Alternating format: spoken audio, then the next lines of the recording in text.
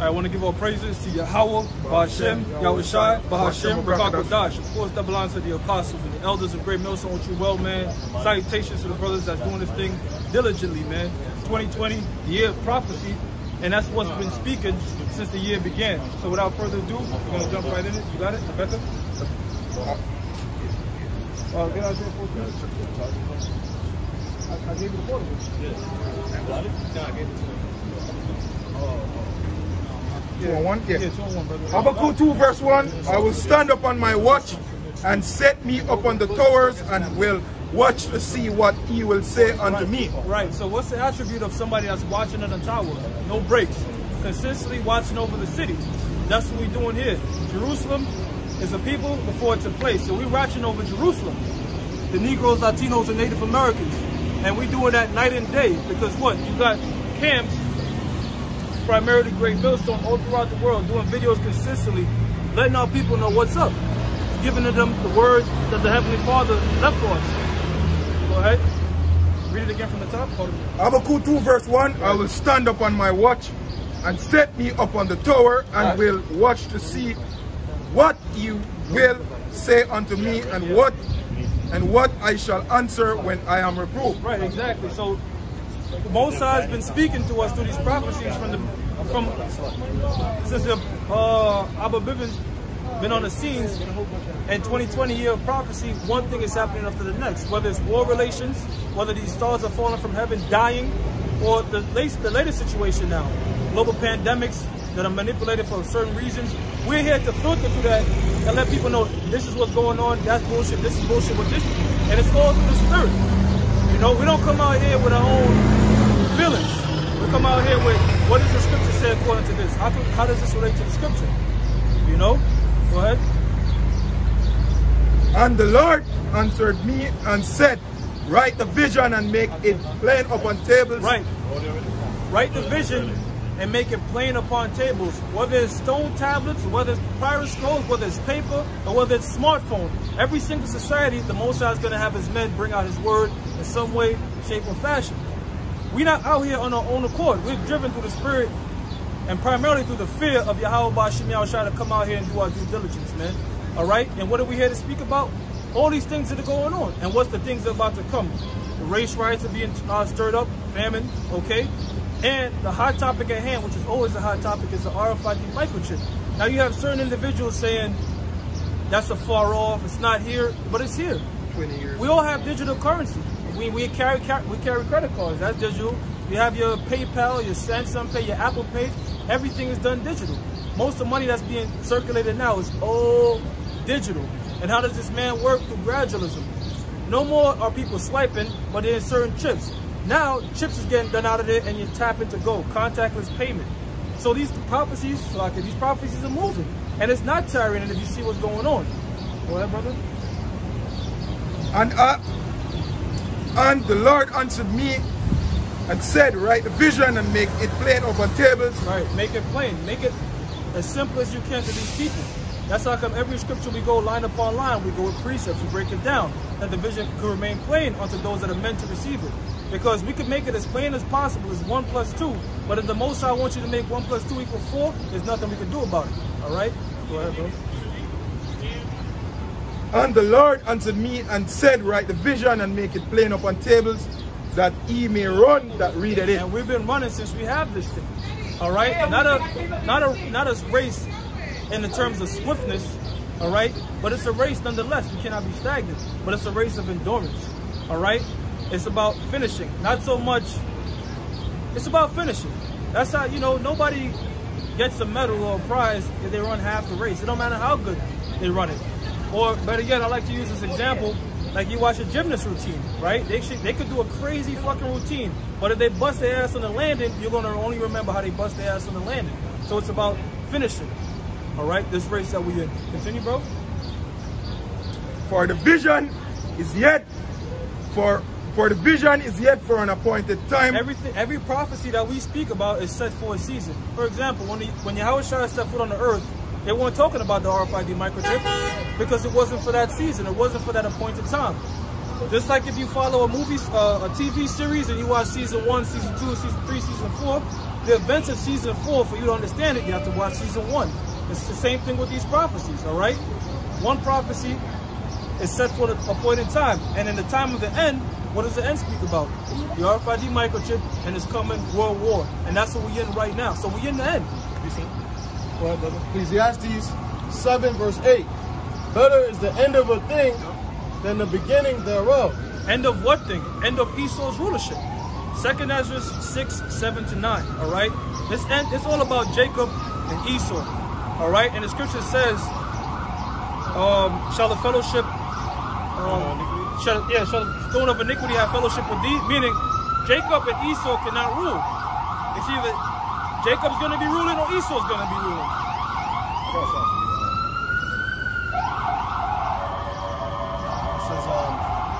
It says, and the patient in spirit is better than the proud in spirit. Patient in spirit. Patient means to suffer. All right? If you look at the definition, that's what it means. In fact, Old English, suffer me a moment. They didn't say, wait a minute. They say, can you suffer me a moment? It's the same thing. So every single day, we're suffering. What maintains us, what sustains us, this truth, man. Right. All right? Tolerating the things that's happening. Even though it's not comfortable, we tolerating it because we understand there's something better outside of the suffering. Exactly. Every time we see major news outbreaks, we say yes. You know, it gives us a boost of faith that yes, our Lord is that much closer. Because every single day in this place, or every single second, is a grain of sand in an hourglass. It has to run out. Your time has to come to an end. The book of Job says you have a set appointed time that you cannot pass. And we just suffering until that appointed time. Coming out here, doing our due diligence through the Spirit. Go ahead, brother. That was it.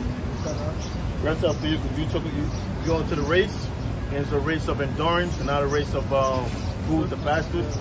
Now this is that's it. I lost it. Slovakia. Talk for a second. Yeah, because you had many people that came in. The scripture says the last shall be first and the first shall be last. You had many people that came in the first that had 5 readers, pulling out 20 different scriptures. Yeah. Coming out there doing 1,000,001 things, but what? Burned themselves out. Okay?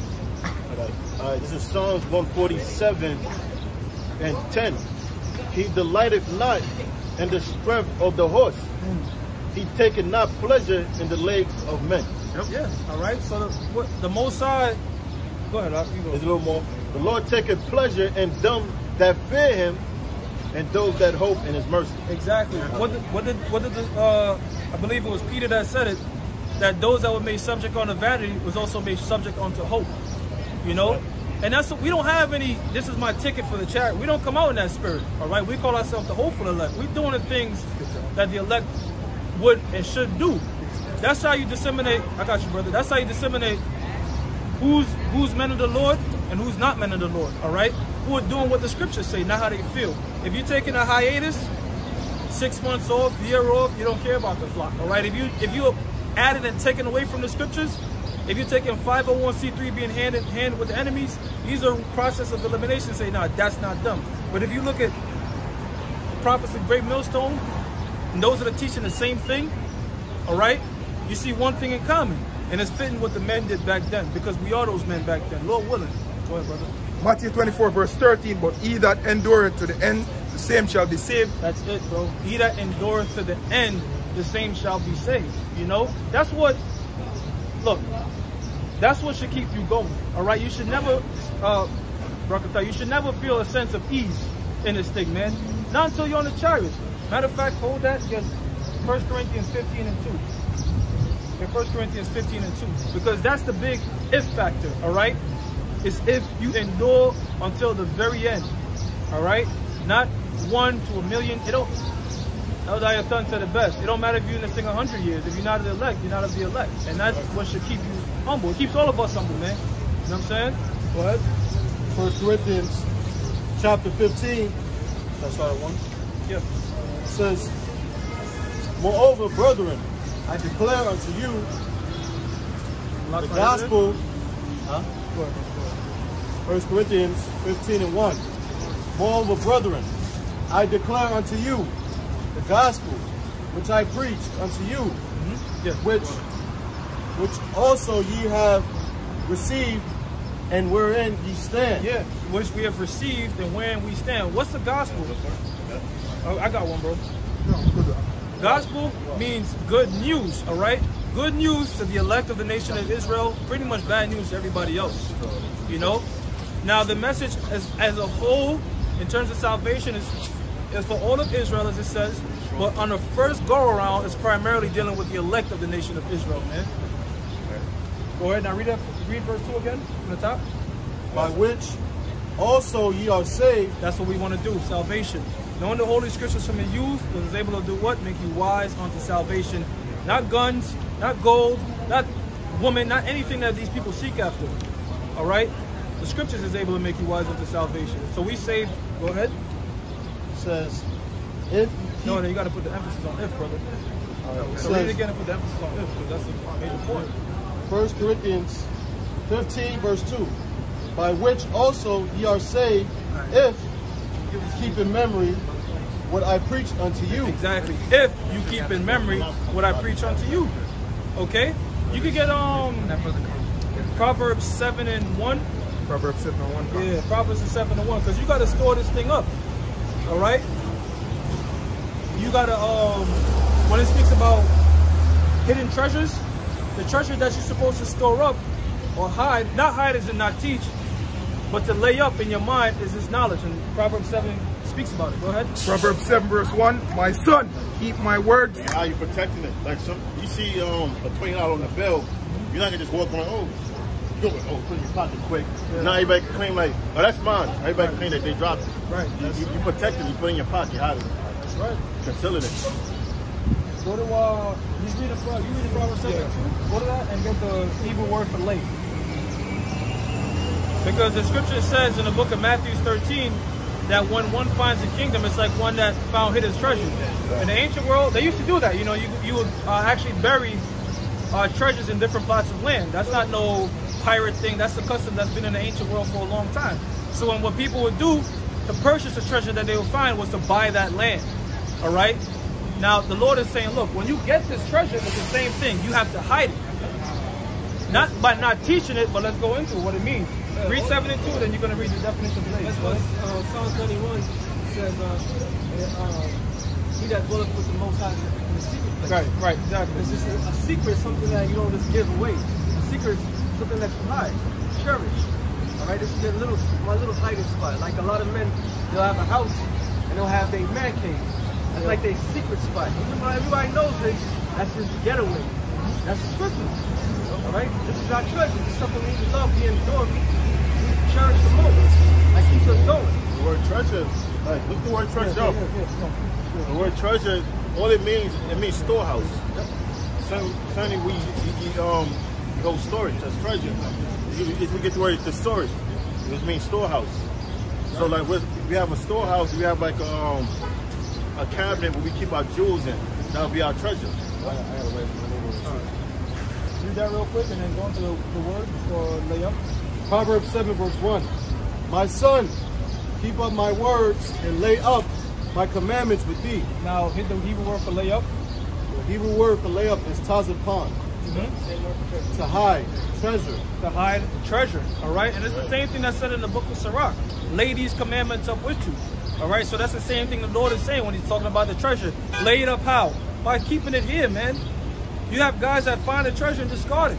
You store it up. Exactly. Yeah. And when we're going to cash it out? Isaiah 33 and 6, man. All right? It's like, go ahead, brother. Go ahead. Because like you have a debit card, and that's the storage. It's a digital storage. Right. You know what I'm saying? Like in ancient where you had a physical storage where we actually kept our actual treasure, our precious gold and stuff. But now the storage is up here. Yeah. You know, we go to the scriptures, we pulling out gold, pulling out silver, emeralds. I love emeralds. Onyx stones, you know, and we store it up here. Yeah. You know, that's the treasure. That's right.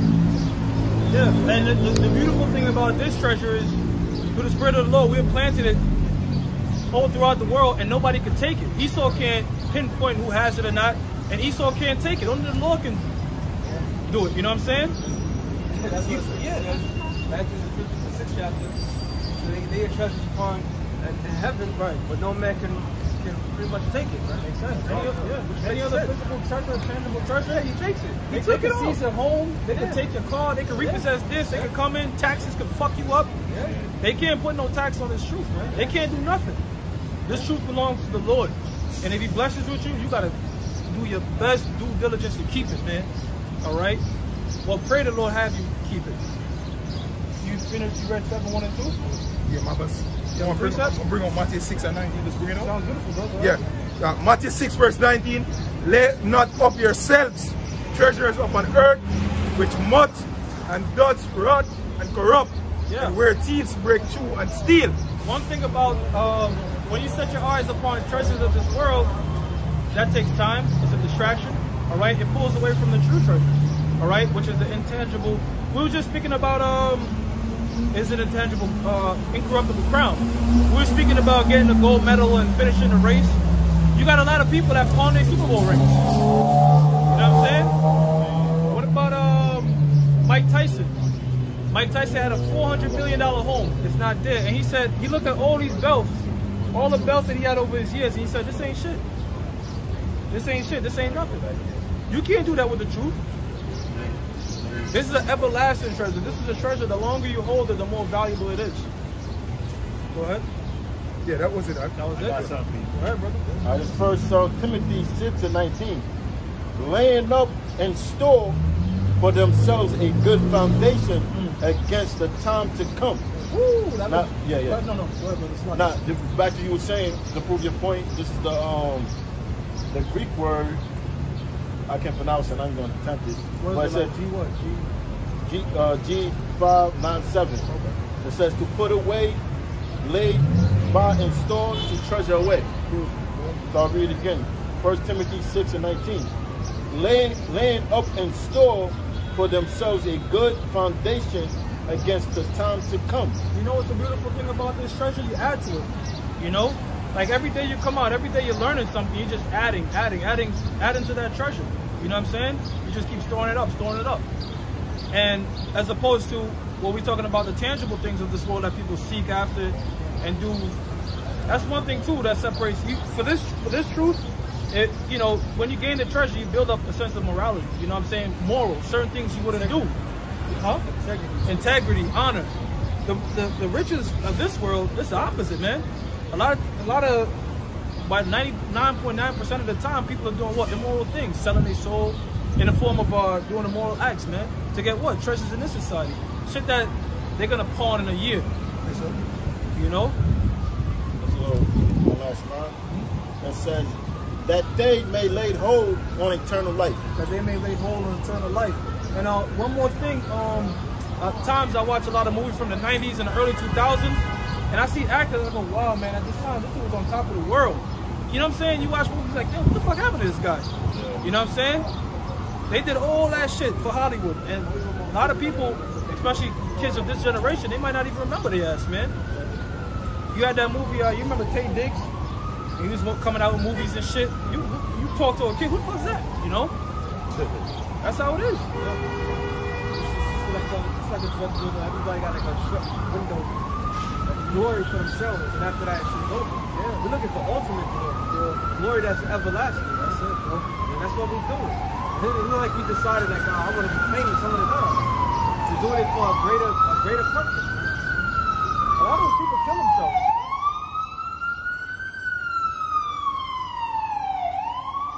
A lot of those people that they get to the top and they think about the shit that they have to do to obtain that shit, it fucks with them and they kill themselves, man. First Timothy 6 verse 10. For the love of money is the root of all evil. Yeah, love money, all right? Now, the scripture says what? Money is a defense. But money is, when you love money, now you're worshiping mammon. All right? Another deity. Because as the apostle of the Gabalas brings out, the dollar is nothing but a talisman. You know what I'm saying? It's really just paper, not even worthy of wiping your ass with, but people chasing after it, do all types of things for it. You know what I'm saying? How do you think these people got to where they was at, man? But let's go to Ecclesiastes, the 12th chapter. Because, yeah, the 12th chapter, and Ecclesiastes a little. And the 12th chapter and the second to last verse, 12 and 13. Because we're going to use a man that have everything your heart desire. All types of riches. What else men desire? Women.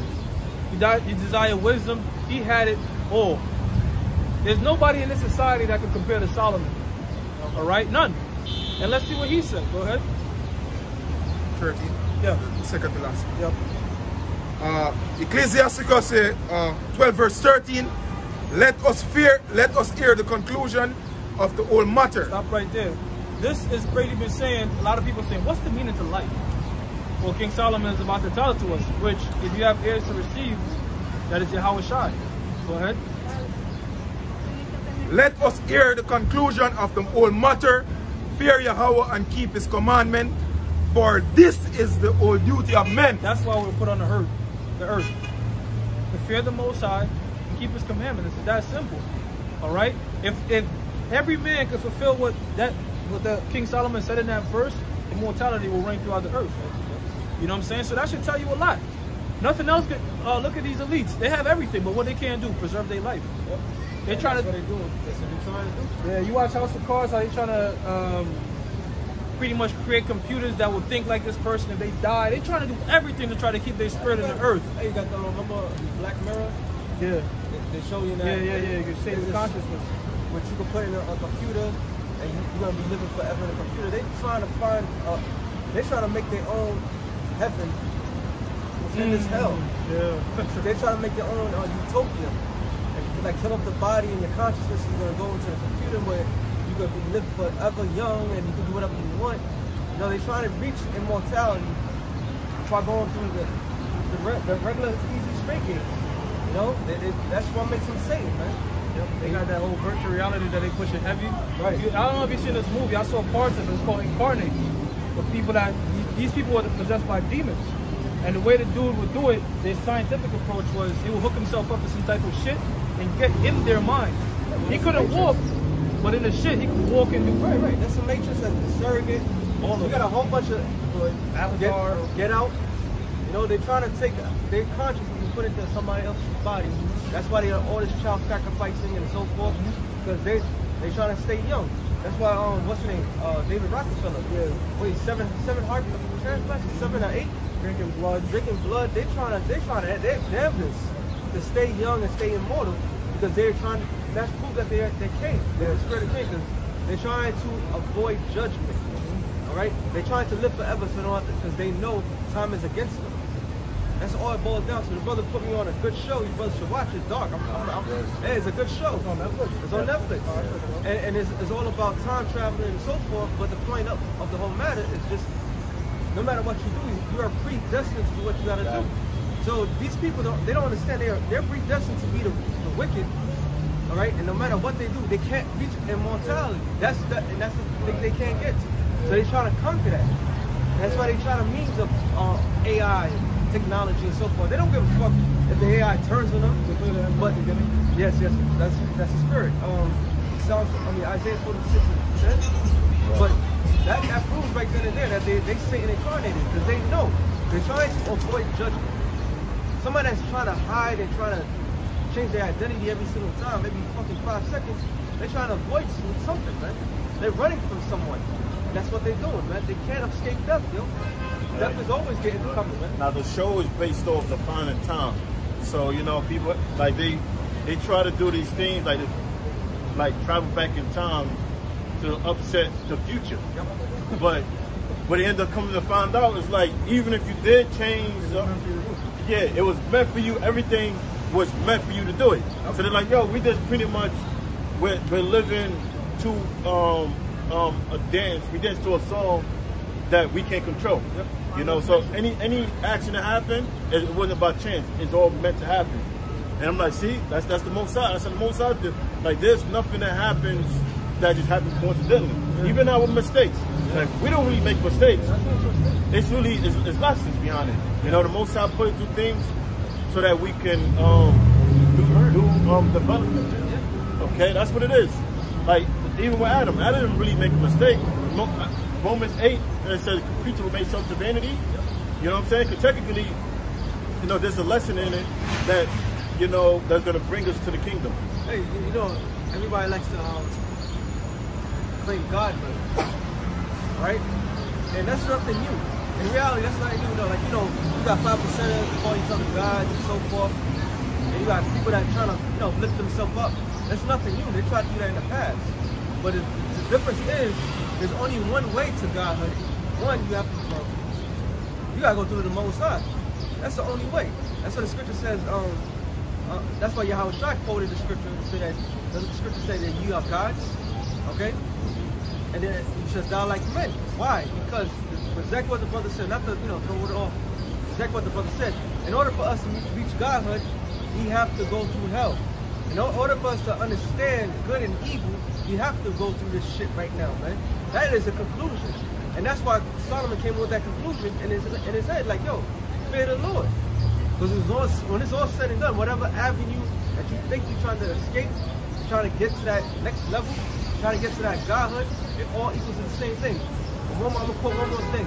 King David said, if I go to heaven, ye are there. If I go beneath the earth, ye are there. So you can't escape the Heavenly Father, man. You cannot escape. You got to do His will. All right? And that's the whole point of the matter. You can't escape the Lord. Okay? In order to get to the next level, you got to go through the Lord. That's it. And you have to be His chosen. That's it. All right? Is that all right? Isaiah chapter 46, verse 9. Remember the former things of old, for I am Yahweh, and there is none else. I am Yahweh, and there is none like me. That right there, the Most High is telling you, look, don't go out searching for any God, all right? The Most High had already scoured the heavens. There's no other God but Him, all right? He's the Ancient of Days. Go ahead. Declaring the end from the beginning. Now, declaring the end from the beginning, that's talking about time, what brothers are going into. So in other words, the Lord is telling us, you know how people think time is like you're on a racetrack, and as you're running, the racetrack is being built while in front of you as you run. The Lord is saying, look, the track has already been built. From the beginning, the whole track has already been built. You're just going to be running through it no matter what you do. Final Destination is a great example of that. Because they was trying to evade death, but the whole time they were meant to evade death. And if you watch the first Final Destination to the very last one, it's crazy how they did it. Because the very last Final Destination leads to the beginning of the first one. Like, they avoided death to get on the airplane to get their judgment, and the other people got off, and the cycle just continues. You know what I'm saying? So the Most High of angels, they'll do that. You might think you got off the hook, but there's no such thing as getting off the hook. Time is set from beginning to end.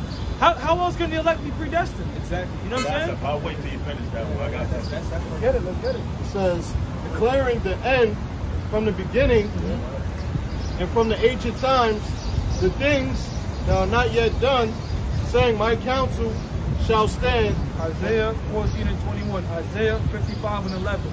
The Most High's counsel should stand. And the counsel, I know what you're going to get it. No, it's different. Okay. It's Ephesians 1 and 11. And whom also we have obtained an inheritance, being predestinated according to the purpose of Him. Before destined, your destiny. Your destiny was determined before anything. You know what I'm saying? This day was planned out before everything, bro. Before everything, way back. When we was walking the earth in the ancient world, it was already planned that we were going to be on here this Saturday, bringing out this lesson. It's still, man. Hey, we on the slot there, but me and Yakov was talking, his brother, we was there. We was talking about everything that's going on.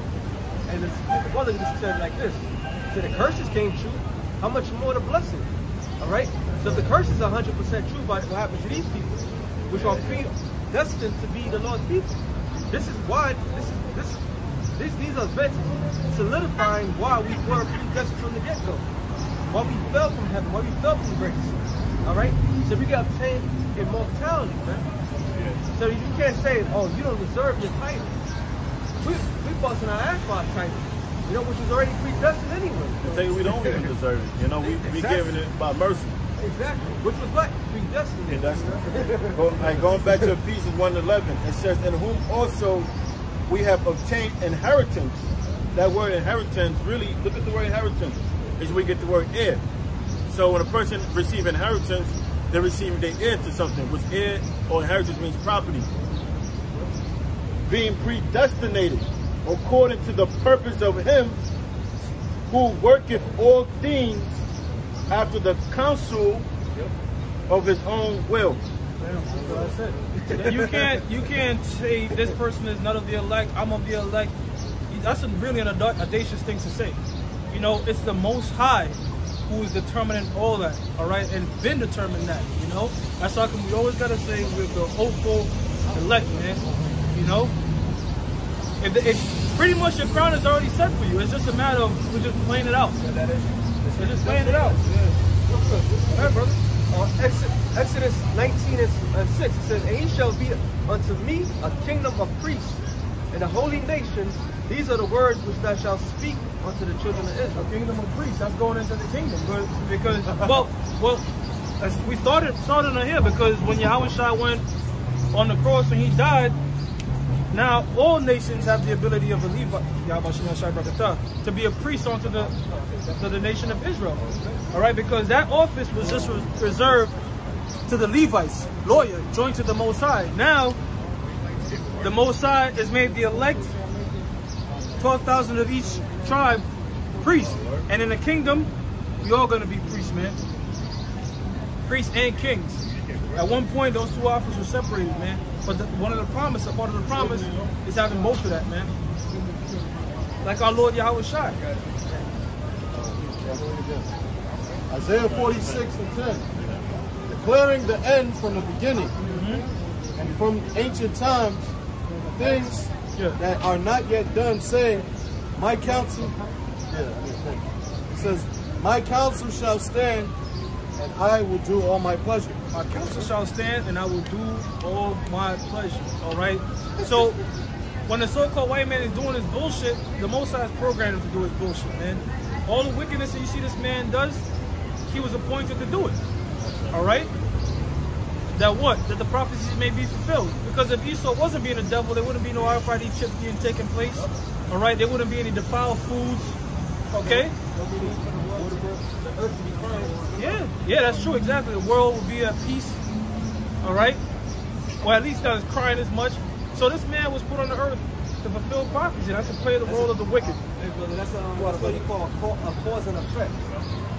You know, when you read Psalms, the 98th chapter, say that rejoice and cry out to the Lord, O ye earth. You know, and it tells you the rivers and the sea and everything to cry out. There's a reason why everything has to cry out for, because it's a cause and effect. Okay. It's a cause and effect. And in order for them, what's it says, Isaiah 14, I believe around the 10th verse, it says, and since I've been laid down, no fellow has been taken up against us. It's a cause and effect. What's the cause? We saw rule. All right? That's why the world's turned upside down. It's a cause and effect. That's why the earth is crying out, but it's going to pass away. Okay? Cause and effect. Okay? So the Lord put the cause, and the effect is causing it. And now you're going to see the Lord in his strength, right? That's what it's called. They had the phase of a ripple effect. Yep. You know, like since Esau came to power, there's been a ripple effect of wickedness. Yep. You know, evil of the law being broken. All right, you finished, bro? All right, bring it up. Proverbs 29 verse 2. When the righteous are in authority, the people rejoice. But when the wicked bear it rule, the people mourn. All right, now who's the wicked? Because you have a wicked, but you have the wicked. Going back to the book of Genesis, you have the sons of God, all right, which are the Israelites. You have the sons of men, which are the nations, all right, and then you have the sons of the wicked, which is Esau, all right. When the wicked are in authority, the people do what? Mourn. The people mourn. And that's what people are doing, all right. Every fucking week, we come out here every day. Somebody's in that hospital, and the majority of the time they didn't trip, fall. They're having a fucking heart attack. Because of the goddamn triple cheeseburger bacon delight. You know what I'm saying? They back problems from walking on this concrete, man.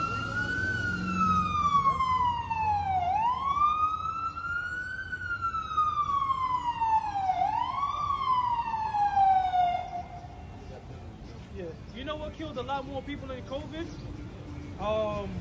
Alcohol. People overdosing on that shit, man. Because of what? They're fucking mourning. They're depressed. This place brings you the hell down. And what the so-called white man tell you to do to relieve your stress? Smoke cigarettes.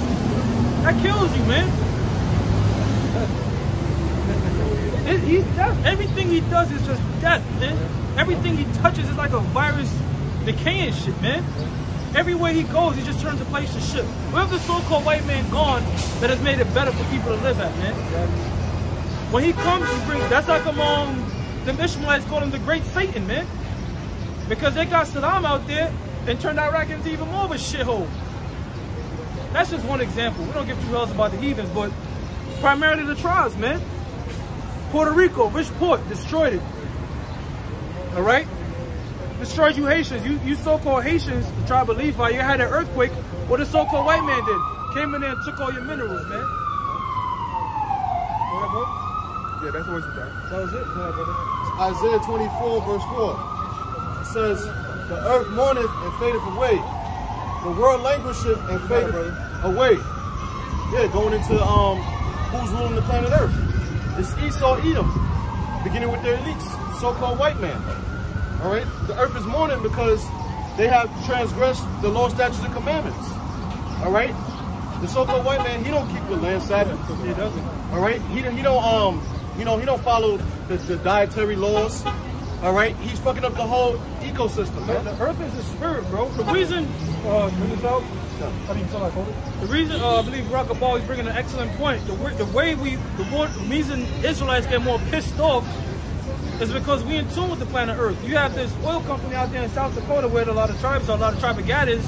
They protest. These dudes are building pipelines all throughout Dakota and fucking up the land. These people are protesting every day and they say, you know what, fuck it, we're going to still do it. You don't even hear about it on the news. Yeah. That's what this white man does, man. Go ahead, bro. You got trees that don't even grow shit. Says, trees that don't bear fruit. They just there, imported from somewhere. Go ahead, brother. It says, the earth mourneth and fadeth away. The world languisheth and fadeth away. The haughty people of this thing done faded away, man. Look at 1,800 pictures of Manhattan, the Bronx, Brooklyn. The waters were blue. Now the Hudson River is like a fucking toxic lake. You know what I'm saying? You go in there, you might catch all types of shit. Who's doing that, man? Who the hell is doing that? God didn't do that. The so-called white man did, man. The scriptures tell you that this place, the land of Ophir, was a beautiful land, man. Right. And there's certain parts, yo, if you take long-ass drives up, you can still see it. I'm talking about acres of land and shit that's not been touched by, you could be like, damn, yo, you could grow greenery and all this shit out here. Beautiful skies, because it's still a work of the Most High. But you look at a place like this shit, it's oppressing the earth. Because if you don't maintain the concrete, the earth will fight back. Like in I Am Legend, the place started to make itself back how it was, and they don't maintain this bullshit. Back to you were saying about all the toxins and how the water is filthy. That's why I'm saying apocryphal that menstruous women to bring forth monsters. Now the word monster really means something that's disformed. So you're having kids being born with wet fingers, one nostrils, or whatever the case may be. You know, their face might be in the inside, growing in the inside.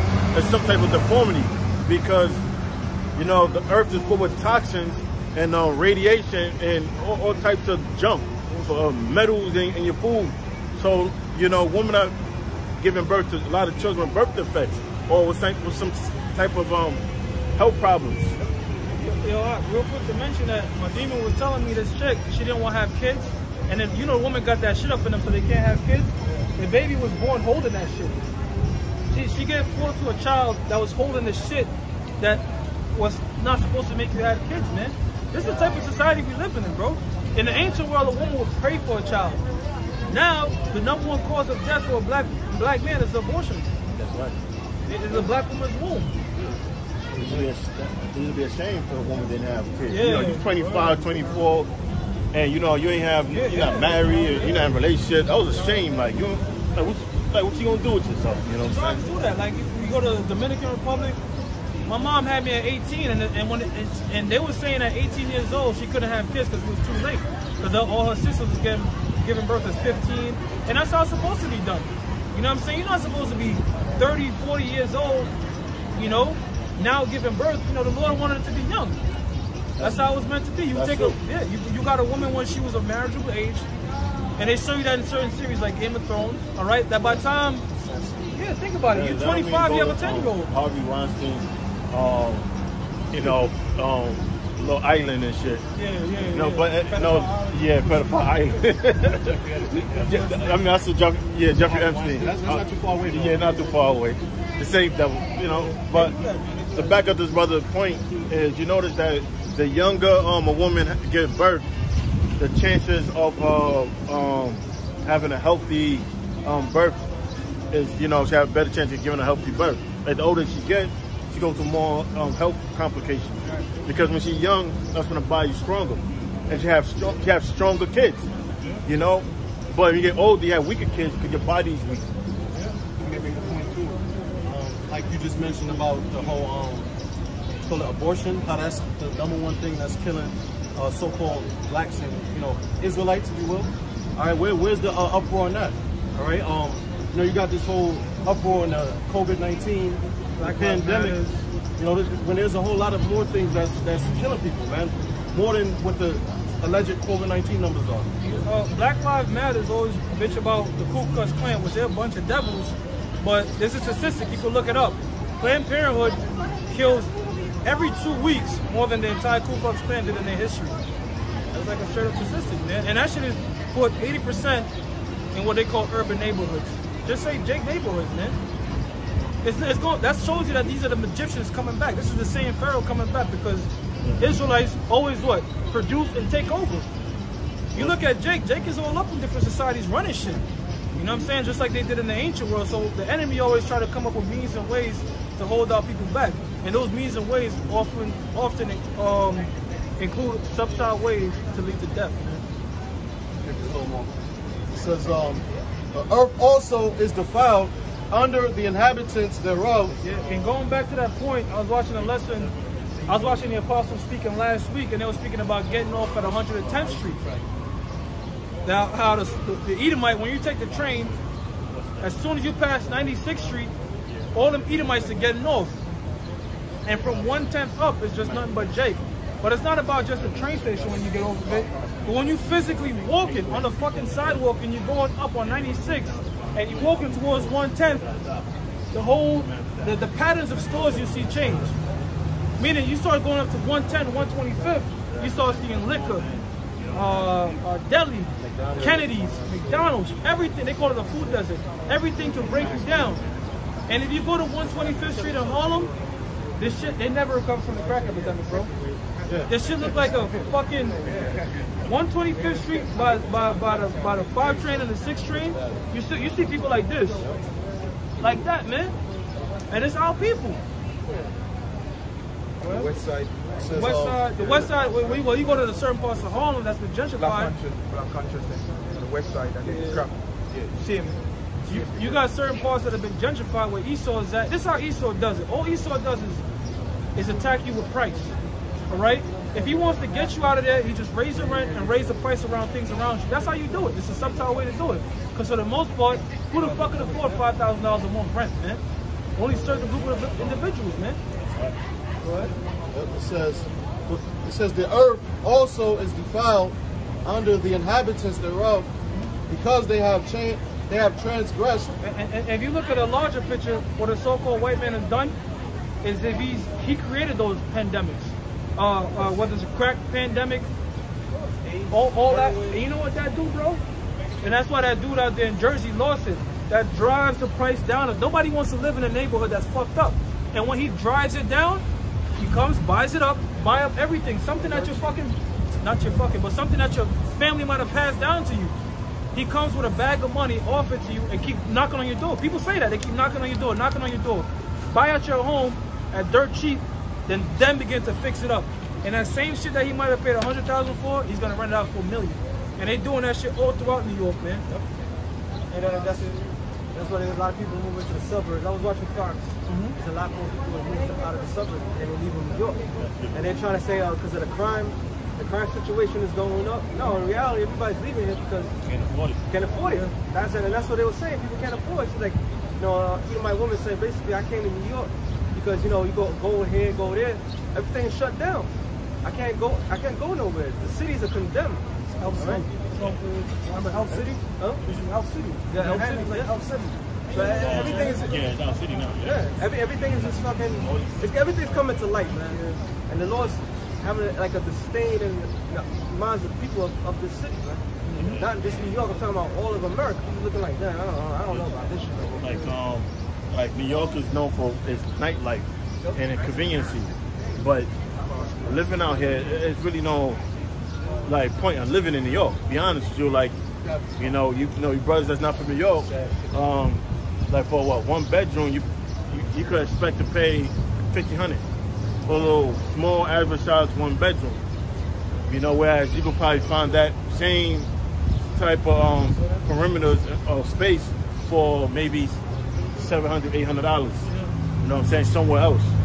Or for like $1,200, you probably rent somebody their own house for $1,200. You got these new penthouses, not penthouses, these new, well, if you might see it in your neighborhood, luxury apartments that they're building with this new infrastructure, and those things are leasing out for like $3,000, bro. And it's not no large space, you know? So again, that's just forcing people in forcing a group of people out, and they pretty much want just a little place just for the elites. Just for the elites, man. You have $10. Oh, this is what came back to mind. Eddie Murphy was on SNL, and he used to have that skit where he's in the projects. And he said the same shit that I used to be in a project is now a luxury spot. It's a luxury brownstone. Talking about the Mr. Roger neighborhood? Yeah. Yep. That same project that used to be a project in the 80s, thanks to Esau Design, all right, is now, you can't even think about living that shit, man. Huh? Yeah, man. You know what I'm saying? Got good credit too. Everything in America, New York City, got good credit. Everything revolves around. You could have all the cash in the. You could have all the cash in the world. You could come up to a car dealership right now and say, "Look, I got $250,000. Give me this whatever car." They said no, because the dealership don't sell cars. They sell loans. Their job is to sell a loan and then give that loan over to the bank. Because when was the last time you watched a car commercial that says the full amount? Yeah, that's true. It's always the monthly fee of the lease. That's true.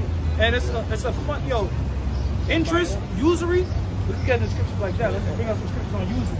Because brothers, usury, if used correctly, you're not meant to pay it off.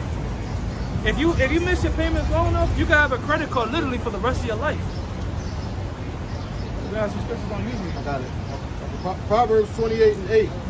He that by usury and unjust gain increaseth his substance, he shall gather it for him that will pity the poor. That's how these Rothschilds got rich. That's how they took the whole world over. Through debt, man.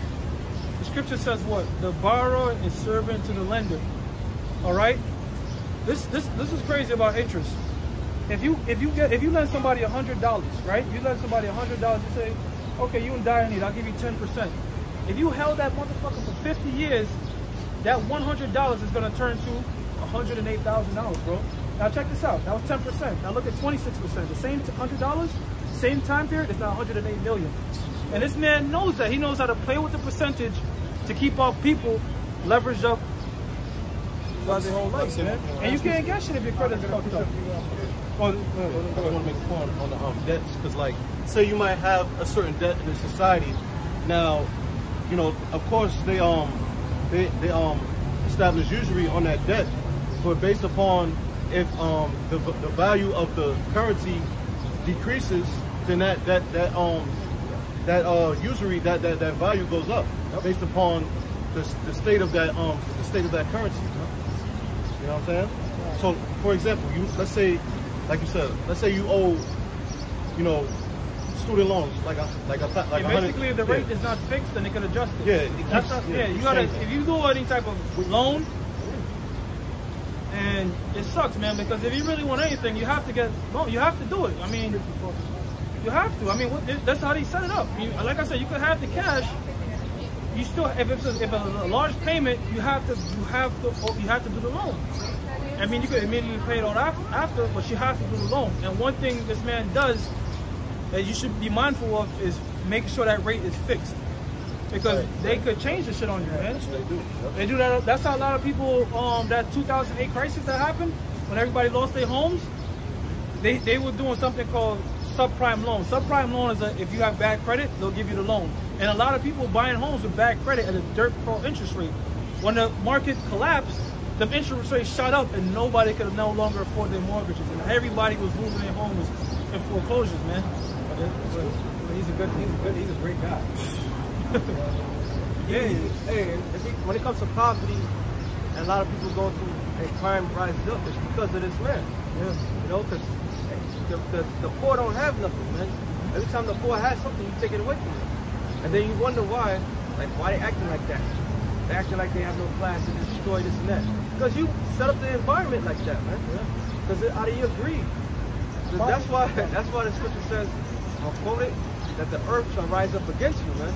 Everybody's starting to see right through your bullshit, man. One way or another, you can't hide. Yeah, you could smother this thing out, you could smother that thing out. You know, like, you know, your boy Deshaun Jackson said this. You try to say he has to quickly apologize, but the truth is already out there. Everybody already know who they're dealing with, man. One way or another, the world's gonna know who the fucking devil is, man. Prophet Tahar said that the so-called white man is true, has the ability to fix everything. Yeah. They have enough money to make everybody live good and have this wealth, but they deliberately choose to keep the devil. Deuteronomy chapter 23, verse 19. Thou shalt not lend upon usury to thy brother. Yeah, you're not supposed to lend to a brother at leverage, man. All right. In fact, there's a year of jubilee. The so-called white man used leverage to run the world. He used debt to run the world. All right. Well, worse than the exactly. That's what the beautiful point. How did the mob build their power? By lending you money at interest, man. Yep. Or they'll lend you money, but we need a constant fee. Yep. You know what I'm saying? What the Rockefeller said, man. This dude, he was an oil tycoon. I believe it was David Rockefeller.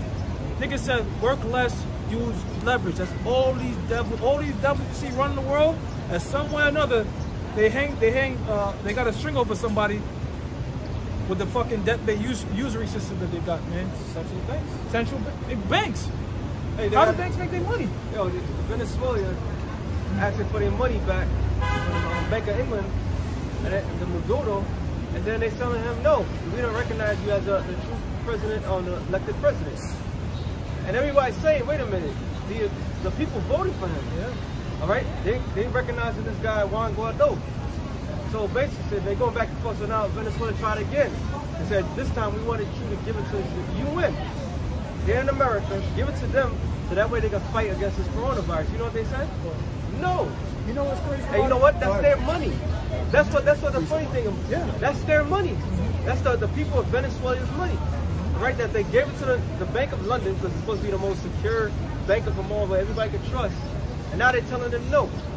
All right? That's what they do with your fucking money, man. They just rob you, man. That dude, Juan Guaido, was put in there, PSYOP, right? And the hypocrisy is this. They said that Nicolas Maduro was not democratically elected, which he was. He was voted by the people. But Juan Guaido wasn't democratically elected. Because he went in there and said that I'm the president. Yeah. That's it. That's all he did. But the Western civilization would say, yeah, we recognize him. Because he's a fucking implant, man. Juan Guaido went to something called the School of Americas. The School of Americas is not just Venezuela, it's different places in Latin American countries. Is they build leaders to go in different regions to do coups. To do coups. Juan Guaido and that bitch that I forgot her name, but it was in another Latin country. They went to the same thing called the School of Americas, which is here in America, man. They build these guys. They put them in different. It's no different than when the scriptures speak about vassals, a vassal king, a puppet king. Except back then it was outright. You're just gonna be the vassal for me. Yeah. Now it's more deceptive. Yeah. Thou shalt not lend usury to thy brother. Usury of money, usury of victuals, usury of anything that is lent upon is usury.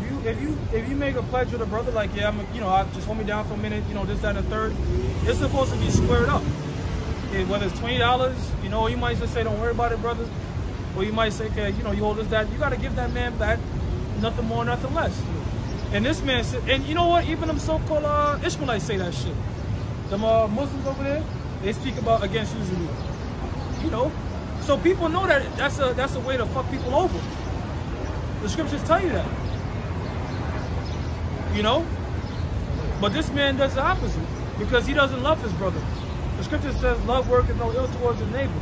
And putting usury upon somebody, 10% interest, bro, 15% interest, 20% interest. And yo, Salaki, one more thing. You know what's so fucked up about it?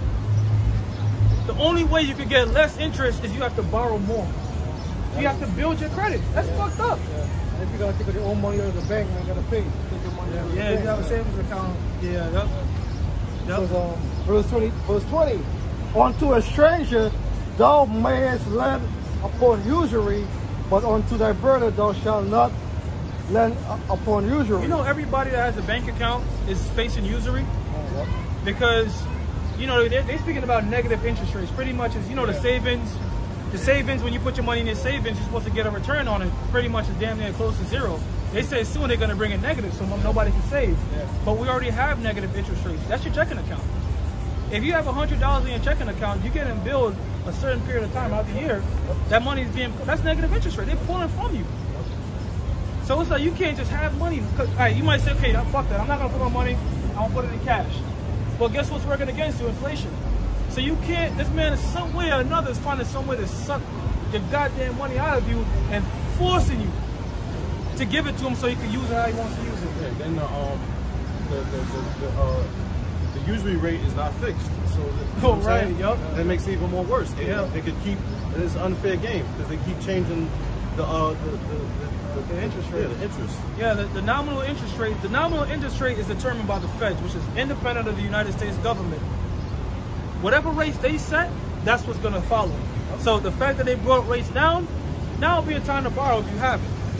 But at any moment in time, you borrow thinking, yes, rates are low, they could flip it on you, and that's how they get people.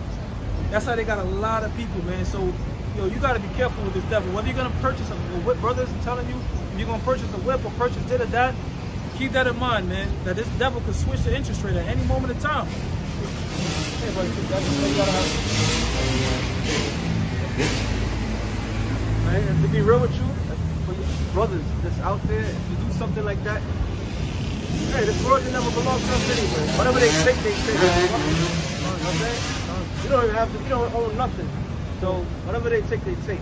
Let me tell you about, but this, we are in the end times, though. Let me tell you about food or something for lunch, man, gotta pay taxes. Yep. New York taxes, state taxes, and federal taxes. And at the end of the year. Here it is, you think you damn, yo, you done took tribute out for me all fucking year. And the more you make, the more they take, to the point that at the end of the year, if you think, oh man, I did good, I made a couple $100,000, I made $100,000 for myself. I did really well. Well, guess what? You're no different than somebody that made $60,000 or $70,000. Because you gotta really look at how much money you have left in hand. And the so-called white man then got it set up in a way that there's no real, unless you were super fucking up there's no real difference. You know, because the more you make, the more they're gonna tax. There's no difference than somebody that's, you know what I'm saying? It's like a yearly tribute. The more you gotta pay, based on the more you make. Yeah, the more you know. You know what I'm saying? Every time you got money, is a tribute to these fuckers. And they make sure that, all right? And they add the yearly tribute on top of the tributes that you have to do every time that you get a fucking check. The only reason drugs are legal is because there's no taxes. Because if you go to Rite Aid or Walgreens, you're getting the same shit. You're getting the same drugs, same shit that could fuck you up, get you high. It's the same shit. The only difference is these people that go off the books with their shit, it's a crime because they can't tax it. They don't give a fuck about you. You know, man, this white man cares about your health. It's about that green with that devil, man. That's the only color that matters for that devil, man. Yeah, man. So, yeah. Habakkuk 2 verse 6 here. Shall not all these things take up parable against him, and a taunting proverb against him? Yeah, that's all these nations right now. They're saying the hell with America and the hell with the so-called white man system. It's all bullshit. That whole golden city that you hear about, it's a lie. Right? And a taunting proverb against him, and say, woe to him that increaseth that which is not his. Anything the so-called white man increased doesn't belong to him. Alright? The scriptures expressly say in the book of 2nd Ezra, the 6th chapter and the 58th verse, that the world was created for our sakes, man. Alright? And the Psalm says, you heathens are our inheritance, are our possessions. Alright? So anything y'all grow, anything y'all do should be coming back to us. Y'all should be paying tribute to us. But quite the opposite is happening. We're doing the kingdom of heaven, man. The kingdom of heaven is going to pay us tribute, man. Yeah, the kingdom of heaven is, but you know what's crazy about that too, brother? It's gonna be different because the nations are gonna want us to pay us tribute. Because they're gonna have we're gonna beat the shit out of them, but we're gonna be doing just things. We're not gonna be like I know the Edomites gonna be hard headed in the kingdom of heaven, man. They want to pay us for fucking tribute. yeah. They're gonna be hard headed. Right. Right. The scripture says when the righteous are in authority, the people are going to rejoice. So they're going to be paying tribute, but it's going to be making sense. Like, you know what I'm saying? Because what, if they don't pay tribute, they ain't going to get no rain. Look at 10% compared to fucking Yeah, 34, 35, 30, 50% out of your payment.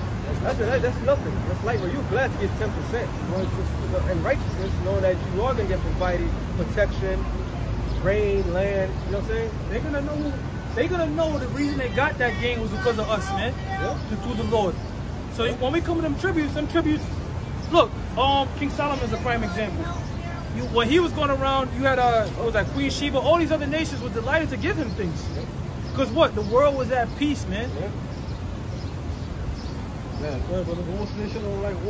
And say, woe to him that increase. That's a good point, man. Who the fuck wakes up, wants to, you have to really emotionally stimulate somebody to want to kill somebody for, you know, go travel distance to kill somebody.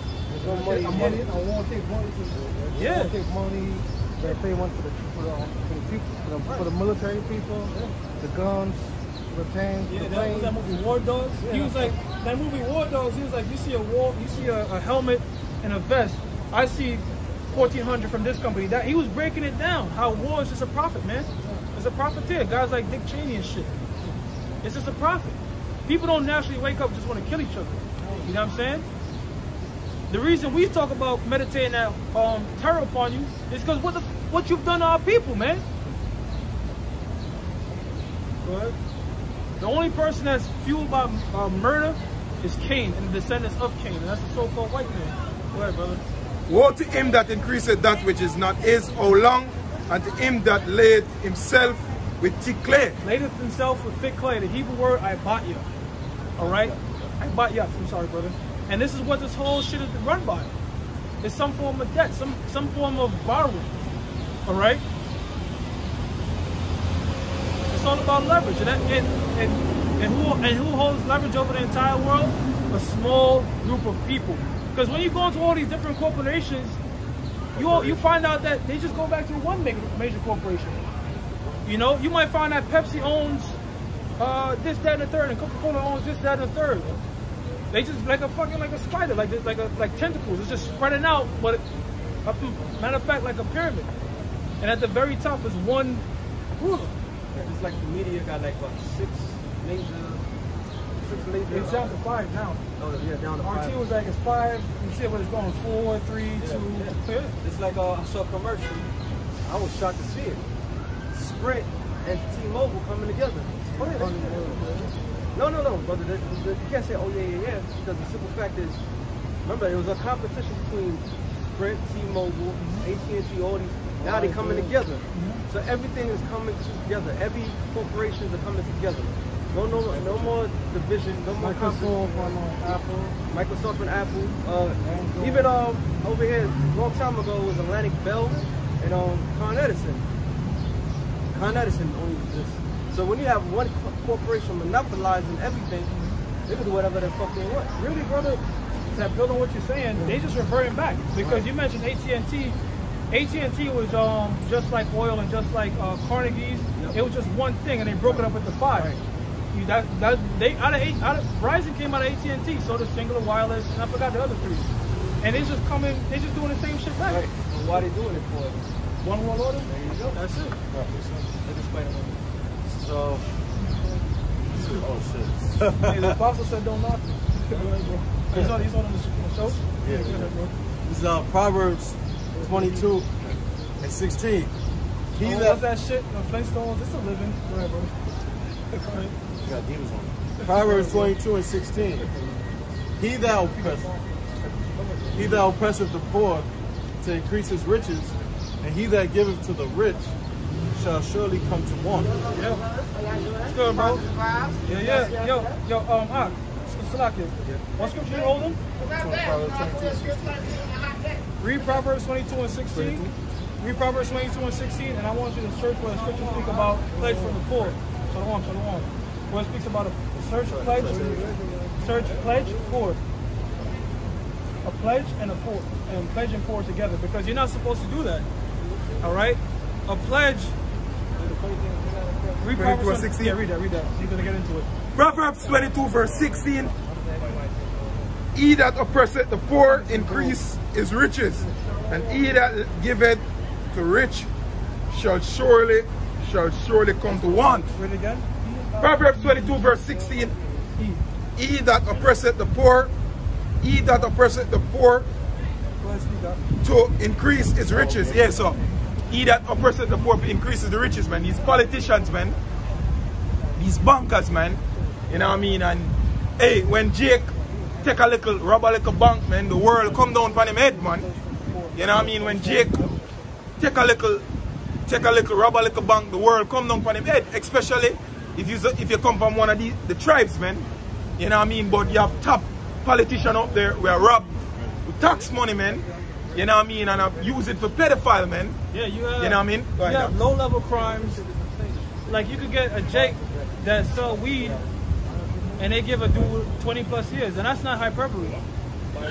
All right, that's not over-exaggeration. There's this one Jake that my demon knows. Her father did over 20+ years because he was selling weed.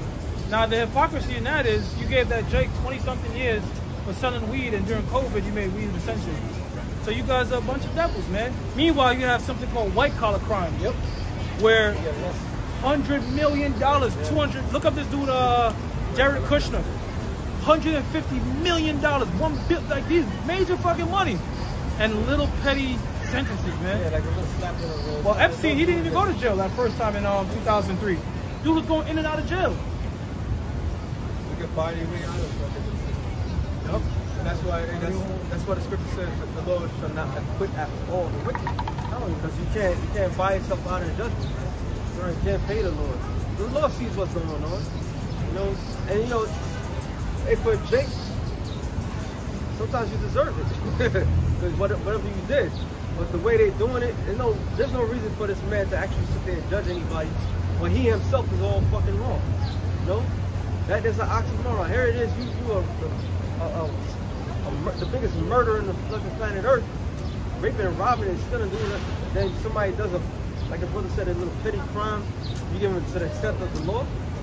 That's why the scripture says, "You shall you shall show no mercy to them that show no mercy." All right. When the so-called got locked up, man, he began a lower bond, man. When the so-called Negro Latino, man, they put you in a high-ass bond. They're more years in the prison. And the fucked up shit is this law is not universal, because you have federal crime and you have state crime. In California, you have something called a 3-strike law. And this one Jake, they gave him life because of some petty robbery, right? I mean, you're not supposed to rob nobody, don't get it twisted. But that same crime, if he was in Pennsylvania, he'd have done 5 years. He's in California, he does life. Because prison system is money. Every year they put you in prison, that's $30,000. A life sentence is $1 million. You know? It's like the coronavirus thing.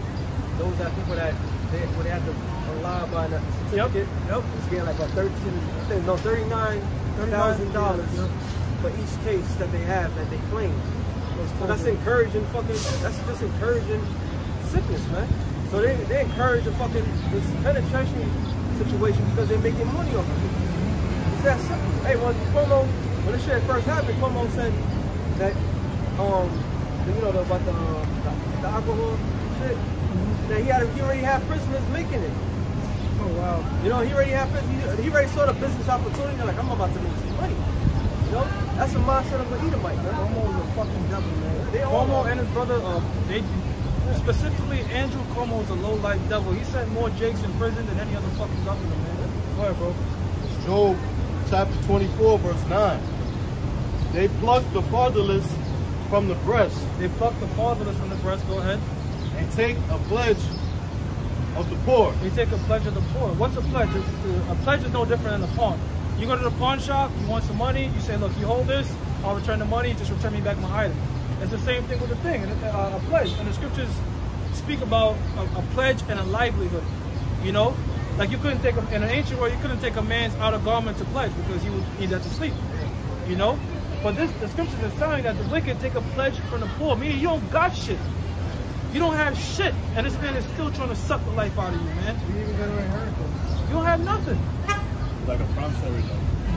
This COVID-19, you might have thought you have a little business that was passed down from family to family. I'm talking about you Israelites. You thought you had that, you could pass down something. Guess what? This man come and took it from your ass, man. Now there's nothing but major corporations. How the fuck can you, what can you really do on this shit? I do the Lyft thing and I'm hearing mad people, I'm backed up 4 months on my mortgage. All this type of shit. So this man is taking from the little you think you have to just leave it a damn near nothing. Nothing but kings in search. That's the society that they created. It says, What you said, bro? You destroy a man and his household. Yeah. Yep. It destroys a man and his household. says The money's a defense also. Yeah, this devil is determining what's essential in this and what's not. You could be jammed up in Costco.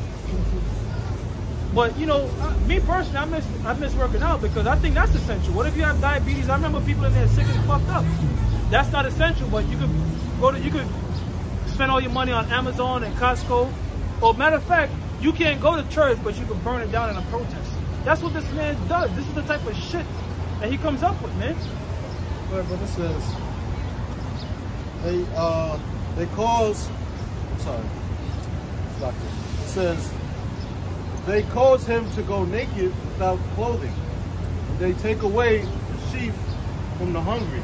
Yeah, they take away the sheep from the hungry. The sheep you would on the harvest, you would gather Salaki. Let me not say that. I have to double check that. But they take away the read it again. It says they cause him to go naked without clothing, and they take away the sheep from the hungry. Look up sheep. What's the sheep? Look it up. Somebody put this soul in. Yeah, yes. Because I believe the sheep was also associated with the harvest. Yeah, go ahead. Yeah. I think it might be like a Mississippi. This is a homer. Dry measure, 1/10 ephah, about 2 meters. Go to the origin. It says from properly a heap, that is a sheaf, and also an omer as a dry measure. Origin? Oh, okay. It says, Okay, go ahead. Yeah. Go ahead. to bind sheaves, to gather, to manipulate, deal, to treat. To bind sheaves together. Now look up a picture of that because I want to make sure. Because I'm pretty sure when you have the harvest, you would bind the things that grow the wheat together, and it'll be like this. But pretty much they take away food, they take away clothing, they take away the modern interpretation of that. Everything you use to try to pretty much your livelihood to take care of yourself. And the scriptures tell you this devil is not satisfied. He has everything. He could fix the whole world right now with all the money he got. Exactly. This is what. Yeah. Okay. Yeah. This right here. Not to be confused with the sheep that you put your sword in. Yeah. So this right here, he'll take it from you. Your little harvest that you got, you might have bust your ass. Because it's not an easy thing to sow things in the earth. And it's risky. You don't know if you're going to have a good harvest or not. You make a little harvest, you trying to feed you. He wants that too, man. And what's the modern day version of that, man? You might work all throughout the year. You said, man, you know what? I got a little raise. You didn't get a little raise. You got more money to be taxed, man. Hey, I'll give an example. My grandmother, she used to come from Haiti.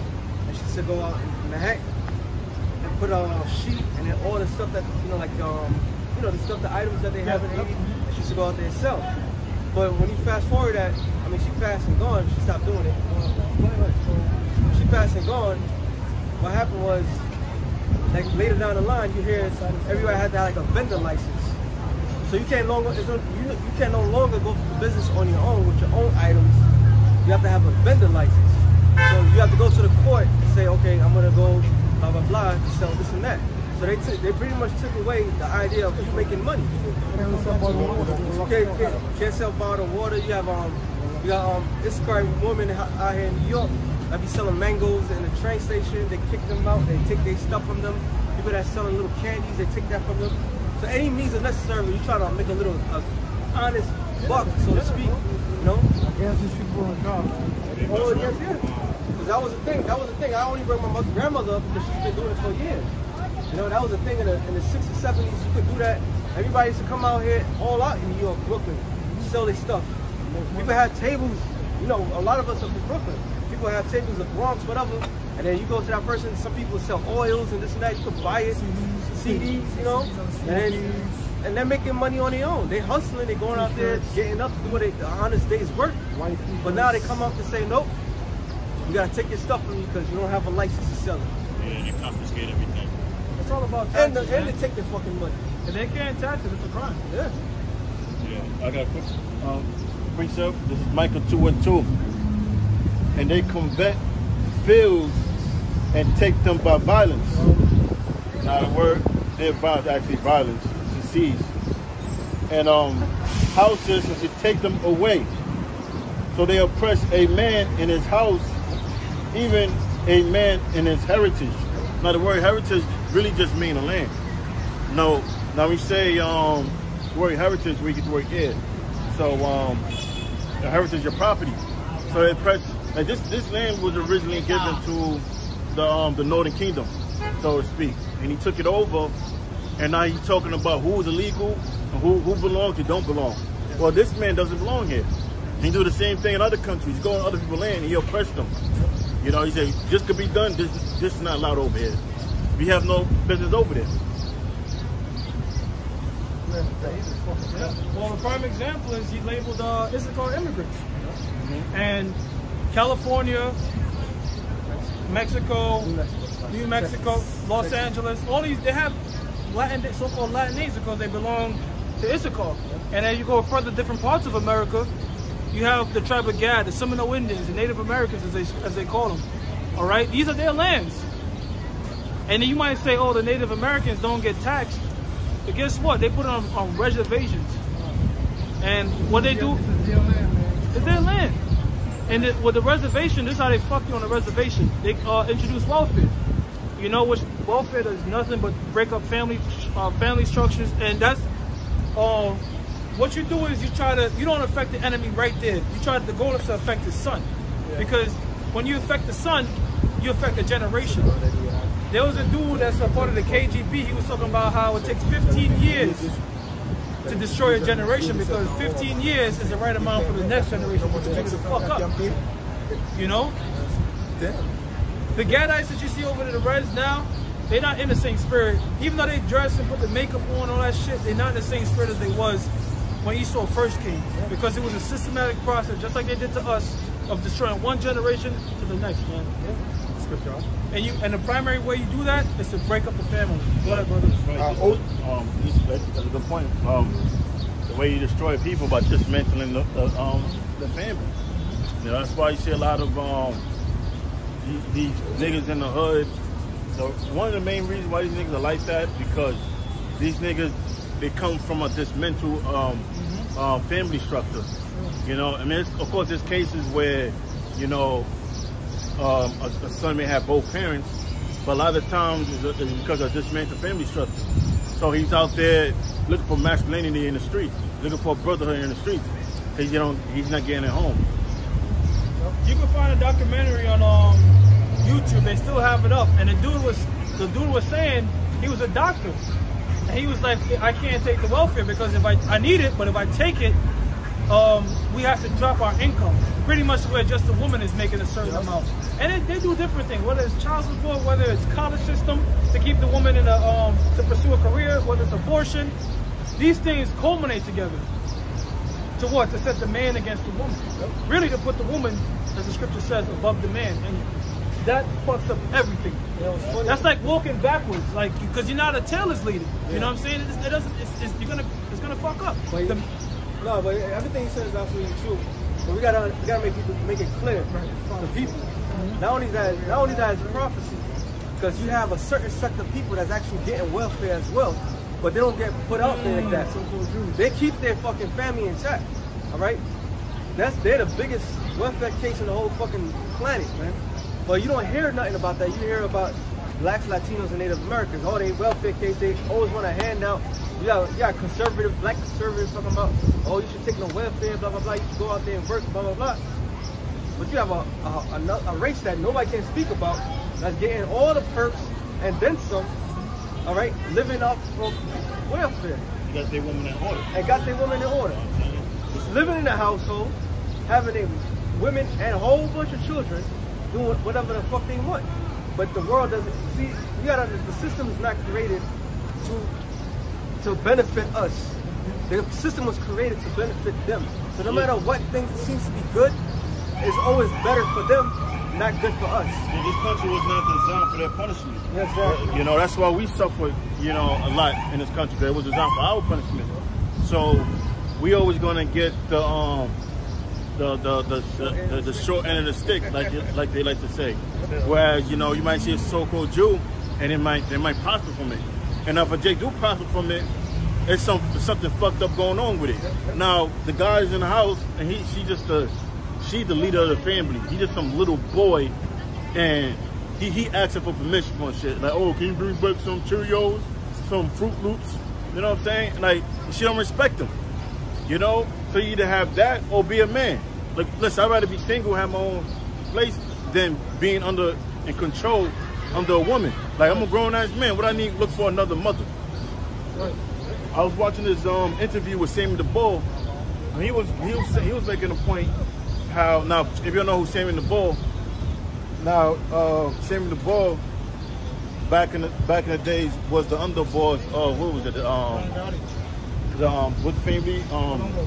The Colombo family. So he was just talking about how the system is designed, you know, to really target after minorities. He mentioned black and Hispanic and poor Italians. And we understand a lot of the Southern Italians are Israelites. But guess what? The mafia was taking them out by other Italians, which they had to be Edomites, like Giuliani, whatever his name is. You know, he's straight up fucking Edomite, this guy. But he took down, the reason he had no parts with it, because they blood don't go back to Esau, and they pick it up in the spirit. The Sicilians, like you were saying in that movie True Romance, the elders always bring it out. You know that what? The Sicilians are niggas. And I dated an Italian chick, and she was from North Italy. And check this out, bro. It was heavy. She's from North Italy. The Sicilians are in South Italy. And the Northern Italians make shit on the Southern Italians. In fact, this is her words, not mine. She said, we got a name for them that is similar to nigga. She was like, I don't want to say it, babe, because it's similar to nigga. And you can see memes. Like, it'd be like, Northern Italians be like this, and Southern Italians be like this. So they have like a small get-together for the Northern Italians, and the meme is, when the Southern Italians get together, it's a huge family and big dick, like Jake. So it shows you that it's deeper than color. Because they look alike, but they know in their spirit that the Northern Italians, the people of Northern Italy, is different than the Southern. And she was breaking it down. She was like, yo, they just like to chill outside. Yo, she was talking shit about them. Like, you know how he's so shit on Jake? Yeah, I was like, yo. Like, there's niggas over there. Yeah, she was heavy on it. That's right. They said about the Irish. They said the same thing. The Irish is like the lowest of the low. The Scottish is the lowest of the low. So you always have that division because in hindsight, it's all about the spirit. It's all about the spirit. I think I told you last week, but I was watching, like, I've been watching a lot of videos with these guys. I've just been listening. I was curious, but they show you a lot of them as actually Jakes because the formation or the concept of the mafia or La Cosa Nostra, which is U.S. It was supposed to be based on respect. You know what I'm saying? Everything's supposed to be based on the concept was supposed to be based on respect, which was really our custom. You know, you see an elderly person, you know, you treat that person like it's your mother or your grandmother. You know, or you couldn't call another married person a liar, or you couldn't get in an argument. It was like a respect thing. You know, if you're going, if you're going to get into a confrontation, no, you do that behind closed doors. But even then, you couldn't like disrespect a person. Now, let's say if a person was lying, you couldn't call that person a liar if you was in like in some type of a meeting, you have a discrepancy, and everybody can know he's lying. The moment you call him a liar, you lost the argument. So you have to figure it out, like mentally, or supplant that person to show that he's lying. When you listen to Michael Francis? Yeah, that's all. I can't think of his last name. Yeah, Michael Francis. his I like father, that guy. I yeah, like that guy. he's cool. You know about his father, right? Yeah. His father, Sonny Francis, Yeah. he did all the crime, but speaking about honor, they made up a false crime against him. Right. And they What, gave it was a him, bank robbery. yeah, he was like, I never robbed. And they don't lie like that. That mean they do shit, but they don't, you know. Yeah. And so he was like, yo, we're going to give you 50 years. And they wanted him to snitch. And he said, Jesus suffered, but he ain't snitched. He said, Jesus suffered, he ain't told nobody. Right. And then, this is what he said, bro. He said, watch, I'm going to do the whole 50. Yeah. And he did that shit. All those people that locked him up died in front of his eyes. He said, I'm going to do the whole 50 and I ain't going to say a word. And Sonny Francis, He died with honor. You know he's almost 100 and something years old. The Most High still kept him alive. That's the Most High doing that. Yeah. Sonny Francis? Oh, that's right. I didn't know that, but He was lived like, a long time, though. he lived like 102. You know, because like the whole crime family, all that really was is a family. You know, it was a family, it had structure, but you know, over time it corrupt. Like everything, like I'm saying, everything was built on respect. You couldn't. It was frowned upon selling drugs. Yeah. You know, either you was on drugs or selling drugs. That's not something you did. But you know, of course, you have people doing it on the side, on the low, without the mob boss knowing. But if it was found out you were selling drugs, it would be okay for for that person to die, or be okay for that person you put hit on that person. A lot of the wicked shit that they show about the mafia, the part without honor, is really the Jewish mafia. Guys like Right. Bugsy Siegel. And Sabal brought that. He's not here today, but he'll bring it out. He'll go into the names. I know Bugsy Siegel. Yeah. And these other so-called Jew mafias, you know what they did? They controlled the media. Huh? Murder Inc. Right, Murder Inc. Yeah, that's what it was called, Murder Inc. They had Lucky Luciano on the forefront, Exactly. but it was really all, them, all the Italians was like they the biggest whatever, but it was really them. Yeah, It was behind the scenes running everything. They control Hollywood, and they told Hollywood put the Italians in the front, and that's like how you so do, and let us be in the background.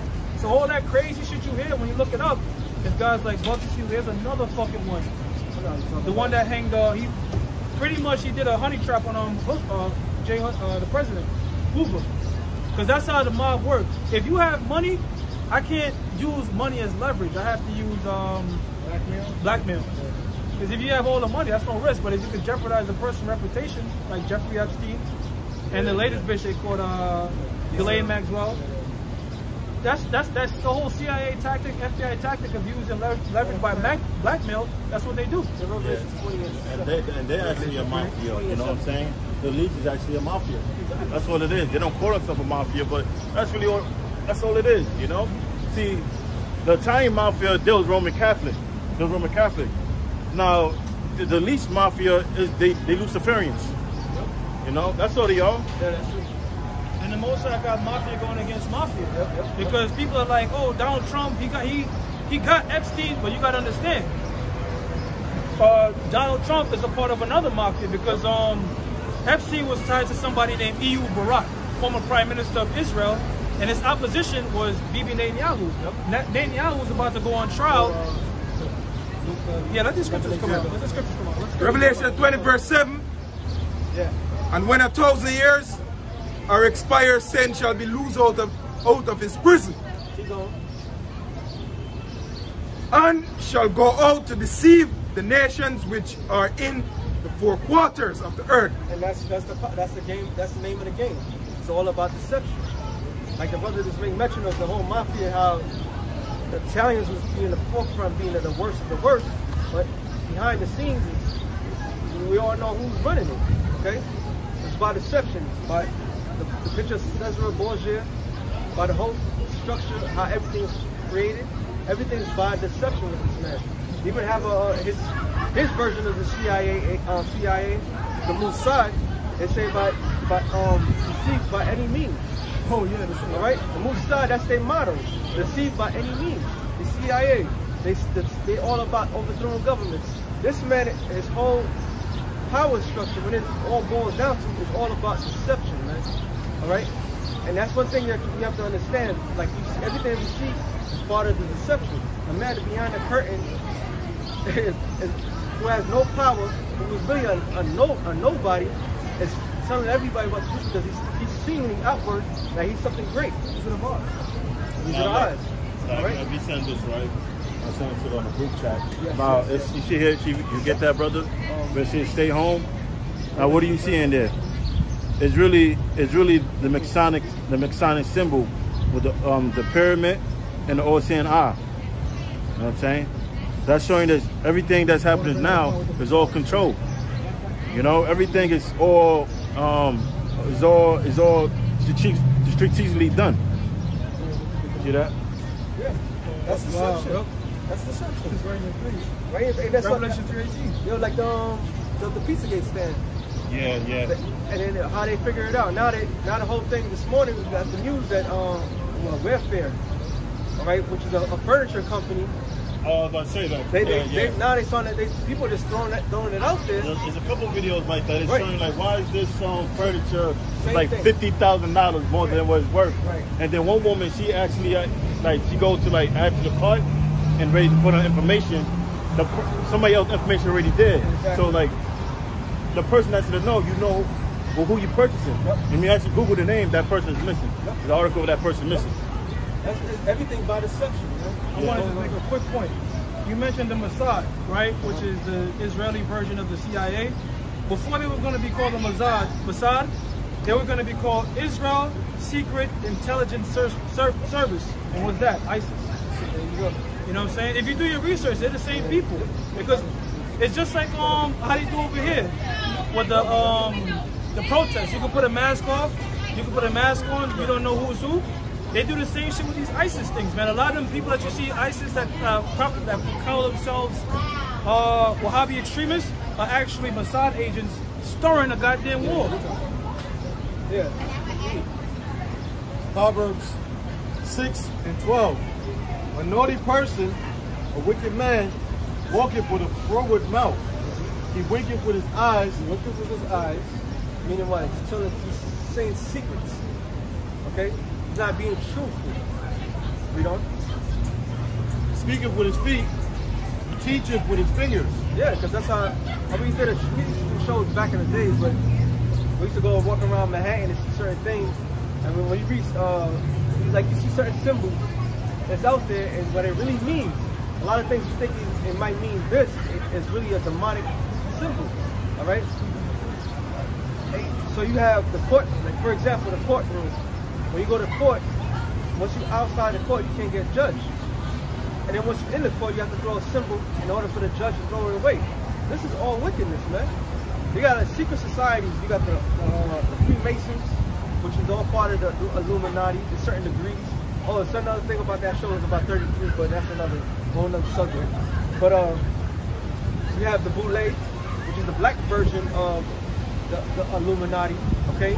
Which they hold the secrets of the Illuminati. You can watch Rosewood, and shows you that this kid, Big Baby, he was a Freemason, and he was trying to help this Edomite out, and end up getting the whole fucking town destroyed because he said that's a brother, that's a brother. They don't give a fuck about you. Then you have the North Star with the women, okay? You got all the secret conglomerates that's behind the scenes, man. You got the handshakes, matter of fact, Ephesians 6:10.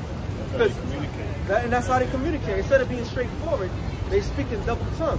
The Lord is not about double tongue. You gotta be straightforward, truth. Okay? Everything gotta be truthful. But these devils, everything is a goddamn lie that comes out their mouth. Because they're liars, man. And they master it. But how they lie? By manipulating the truth. Okay? They take a little bit of truth, form it into a great big lie. But then the truth, Keep going up. you gotta speak up. He's coming up to speak and tell us the wrong. Yeah, like the brother said, keep coming up with the skills to kill and to rob. Alright? And then St. John 8:44 tells you the father of the devil, he was a liar from the beginning.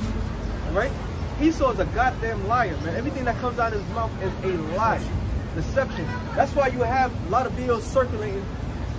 Brothers are taking, or not just regular people finding different news reports all around the United States, and they all sound the fucking same.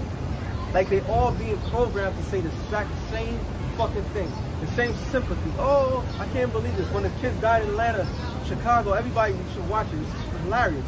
Oh, the poor kids. Oh, this, that, to the third. Everybody's having the same reaction because everybody's part of the same fucking thing. A secret society that's moving in the darkness of everything to push their agenda, man. Okay, that's what it is. So those who say, oh, there's no such thing as Illuminati and whatever. Hey, the mafia was a conspiracy theory.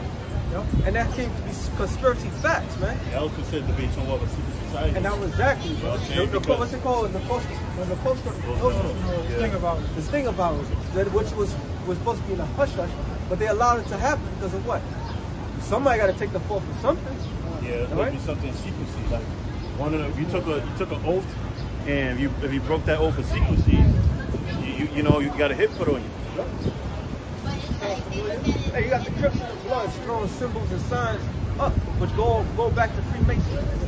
These niggas don't even know nothing. But those when you put up those gestures, it's enchantments. It's not just I'm just doing this and it's enchantment. It's putting a certain, because you think about it, when these niggas are so-called stacking, that's what they call it, dude. They stacking, they throwing up all this and throwing that down, and there's different demons you're invoking. That's not bullshit. You know what I'm saying? Just like you have certain nights. You have certain nights. Halloween is a big. There's always a big fucking sacrifice in Halloween. When people trying to get jumped in, they got to go out there and get a body. Yeah. Why is that? Because it's all part of that secret society. You got this shit is it's not that deep actually. It's really in plain sight for us because we can see right through the bullshit. But everything goes back to the Freemasons, the Illuminati, because they're trying to keep that secret. All right. Why you think all these fucking gang here in New York City, Chicago, all of a sudden gang violence is spiking up all of a sudden? What do you think's happening? Oh, the fund of the police force and this and that, because they want to bring order out of chaos. So the chaos must be there first in order to bring the order. Okay, it's all part of their system. There's a little bit more to that. I know. It says Proverbs 6:14. Forwardness is in his heart. He devises mischief continually. He devises mischief continually. Mischief is this is the MO game, man. He causes problems when there's no problems. Okay? Then he comes around and have the solution. Okay? This is how he gets down, man.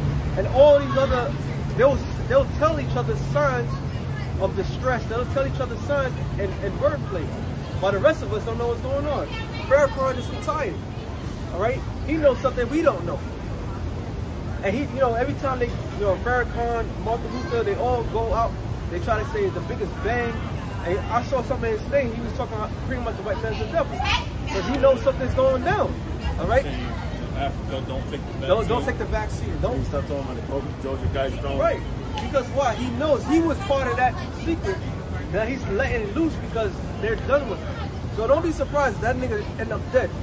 Okay? But his whole time he was deceiving the whole fucking world. He was part of that deception. This world is built on lies, man. Now the truth is coming out. And you can't stop it, man. You can't stop it. You can't stop this flood. It says, he soweth discord. He soweth discord.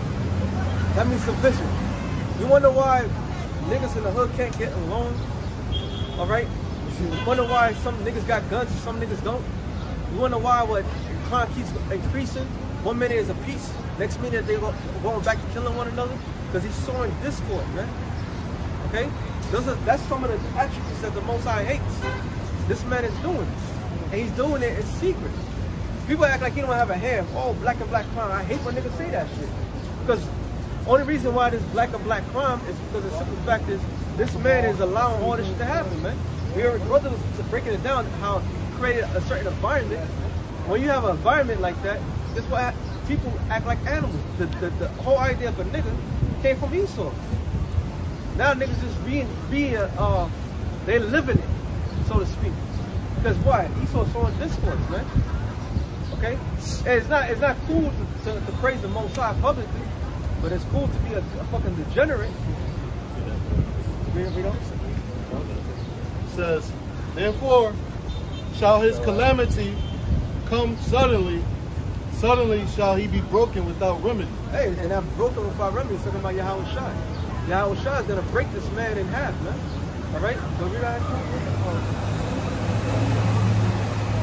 Ephesians 6 and 10. Finally, my brethren, be strong in the Lord and in the power of his might. Put the whole armor of the Most High. Put on the whole armor of the Most High, that ye may be able to stand against the wiles of the devil. And when you read the word wiles, it's meto, which means trickery. All right? So to put on the whole armor is this truth. Oh shit. This is our protection. All right? Because you, Where you get the word method from? method from, yeah. Because what? These demons can't, technically these demons can't touch you. But they can fuck with you. And that's what they are. These little demons are fuck with you. But we don't know. There's a point to it. Verse 12. Yes. For we wrestle not against flesh and blood, but against principalities, against powers, against the rulers of darkness of this world. The rulers of darkness of this world is the ones that try to keep this secret. All right, they call themselves the illuminated ones, the ones that have the light, but they don't have no light. They have nothing but darkness, man. So we're not fighting against a next man. We're literally fighting against demons, man. A lot of us came from the hood. A lot of us, the hood is surrounded by demons, man. All right, nothing but poverty, nothing but fucking distress, nothing but the worst possible things that come into your mind because you're living in a fucked up environment. Then it trickles down to the people who are acceptable to those demons, man. All right, those demons will come and fuck with you. But if you put the whole armor of the Most High, they can't fuck with you.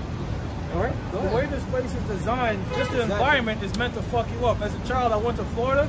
I stayed out in Orlando for a little bit, and everything is spaced out. You see a lot of greenery, and I wasn't the truth at nothing. But when I came back to the Bronx, I was like, "This is where I was living."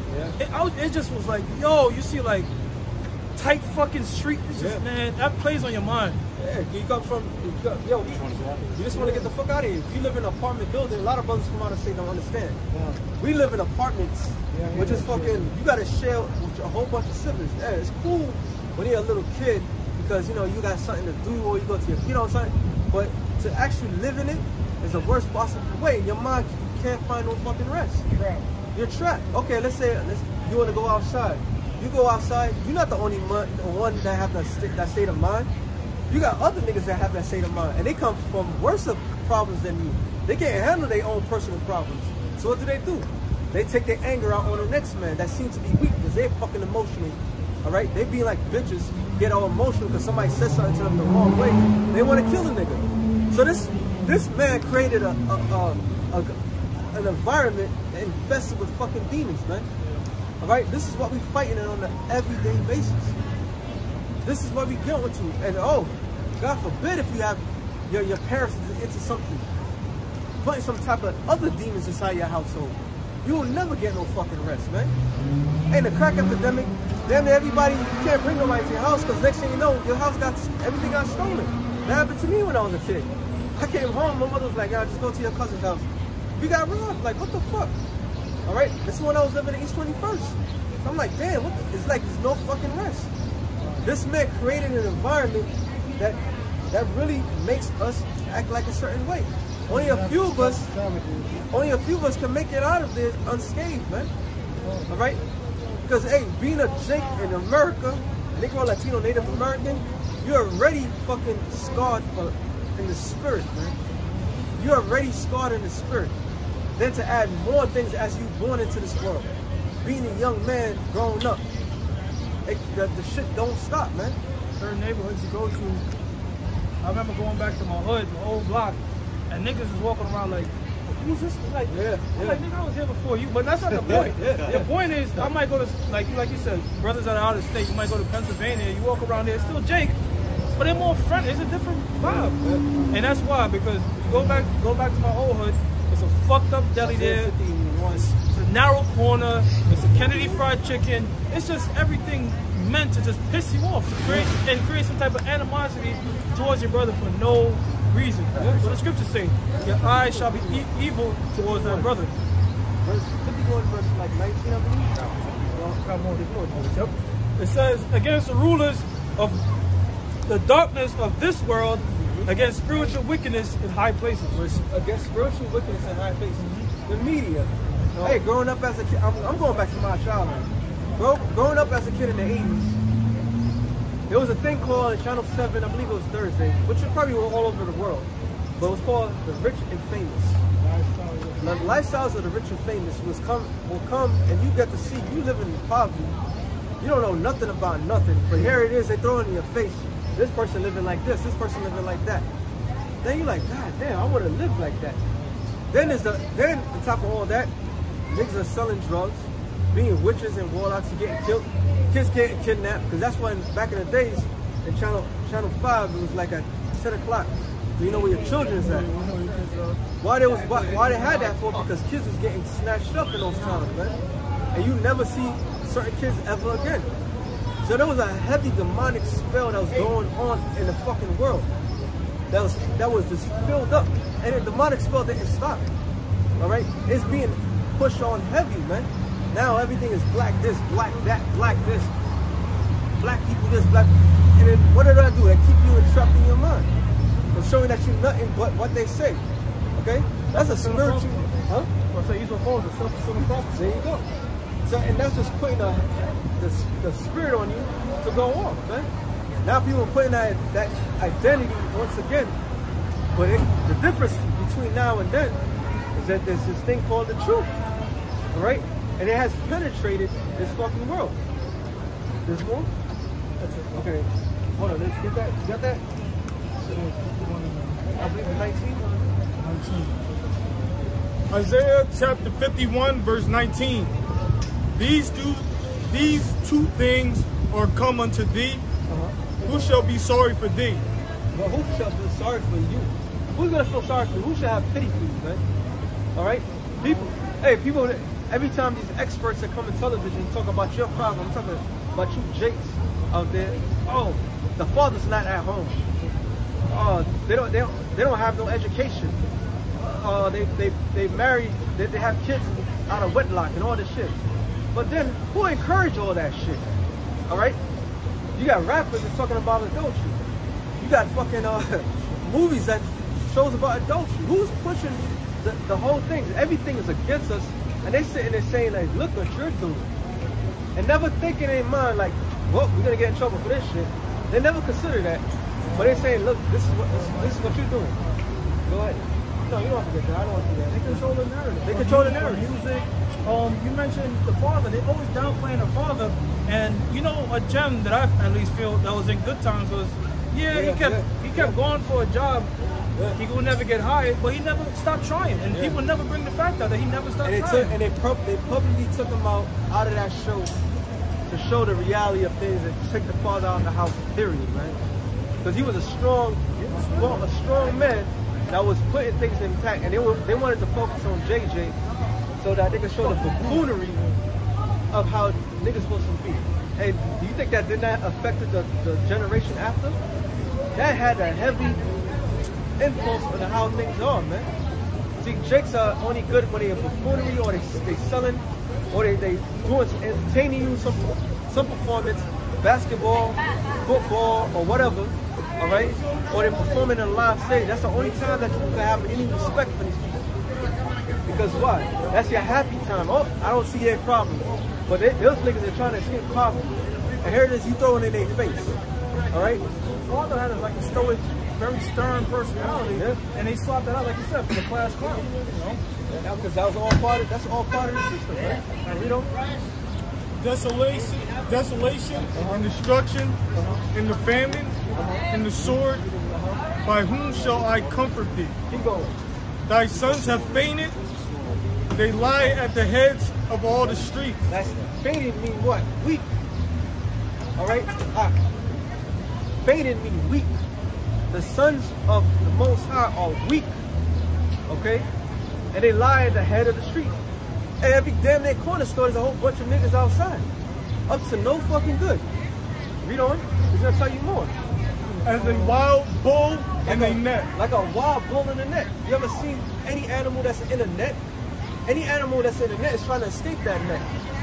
Alright? They'll find any means to get it. They'll act out of their fucking mind. They'll do whatever it takes They don't care if another bull's coming. It's like, yo, I'm gonna help you out. No, they're gonna try to kill that bull. All right, that's our people. Because that's a curse that the Lord put upon us, man. At every fucking corner is one of us. Now this more to it, bro. Keep going. They are full of the fury of the Lord. The rebuke of thy God, thy power. That's why they're pissed off. You want to know why Jake's all pissed off? Because they're full of the fury of the Lord. They don't know what to take their anger on, man. Now we go. They don't know what to take their anger, man. All right? They take their anger on their own because that's the only thing that's by them, man. This is a self-inflicted wound that you have cast upon the Lord's people. All right? And then you wonder why they act a certain way. Because you created that environment, man. Environments are very important. When somebody lives in a fucked up environment, the only avenue you know how to do is to be fucked up. I'm not justifying what niggas are doing, all right? I'm just just stating the facts. There's a reason why they act like that, man, okay? That the idea of a nigga has been in the highest level that's possible, man. Niggas were molded to be that way, all right? Niggas were molded, they were shaped to be that way. From the first movie of what was it, Birth of a Nation, okay? Showing that niggas are fucking rapists, all right? The niggas are lazy, all right? Niggas are Sambos. That shit trickled to the people in the streets, man. We don't. Therefore, hear now this, thou afflicted and drunken, but not with wine. Thus saith, hey, you're not drunken from Cisco, fucking Mad Dog 2020, all right? Fucking old English St. Ives, okay? Tito's. You're not twisted from that. You're twisted because what the Lord has done unto us, man. This is what proves that we're the biblical Israelites, man. Without a shadow of a doubt, all the mishaps, all the missteps, everything that's going against is going against us, man. You don't see happen to the so-called Jews. You never hear that, man. You don't see the so-called Jews in the corner playing CeeLo, okay? Weed, playing loud music, trying to escape for them where they at, okay? They got sagging their pants, talking shit, okay? You don't see their fathers are being taken out of the household. You don't see none of that, man. Keep going. Thus saith thy Lord, the Lord, and thy power that pleadeth the cause of his people. Behold, I have taken out thine hand, the cup of trembling, even the dregs of the cup. In my fury thou shalt no more drink it again. So the Lord's taking that cup, that painful service that we once had, man. Because right now, what's really going on is a transition of power. Okay? They're scared. They say the revolution means to overthrow. We're seeing the transition of power right now, man. The Lord is taking this man out of power, and he's being taken down. That's why he's upset, because he can see as clear as day that his time is up. Okay? Do what you ask, brother. Sirach chapter 40, verse 1. It says, great travail is created for every man, and an heavy yoke is upon the sons of Adam, from the day that they go out of their mother's womb to the day that they return to the mother of all things. Meaning what? We're going to be cursed, man. We all come from Adam. However, the curses only came unto us. And like I stated earlier, me and the brother was talking, hey, if the curses came to life, came to fruition, how much the truth? All right? Every curse from Deuteronomy 25th chapter, 28:15 on down came upon us. How much more from 28:1 on to 15, on to 14? Because thou shalt be going in and coming out. And that's what's happening, bro. We're born into a curse, man. Okay? There's more. It says, their imagination of things to come and the day of death trouble their thoughts and cause fear of heart. It says their imagination of things to come and the day of death trouble their thoughts and cause fear of heart. Keep going. It says, from him that sitteth on the throne of glory unto him that is humbled in earth and ashes. From him that weareth purple in a crown, unto him that is clothed with a linen frock. Meaning what? Well, that goes with Isaiah 24. So is I could get that real quick. 24. No, not the first verse. So like, It says like as a Tobias. So yep. It's in the beginning. No, you're right. Like 7 on down. There's more to that, right? Yeah. Hold on. Come on. It says, wrath and envy, trouble and unquietness, fear of death and anger and strife, and in the time of rest upon his bed, his night sleep do change his knowledge. A little or nothing is his rest, and afterward he is in his sleep, as in the day of keeping watch, trouble in the vision of his heart, as if he were escaped out of a battle. Hey, that's us. That's us, yo. Trouble in his heart as escaping his battle. Meaning what? You get up, you don't know what's gonna happen. I think it's verse 2. Verse 2? Yeah. Says it shall be. Yeah, it's like it. No, you're right. All right. So no matter what, everybody's gonna be put in that same stage, man.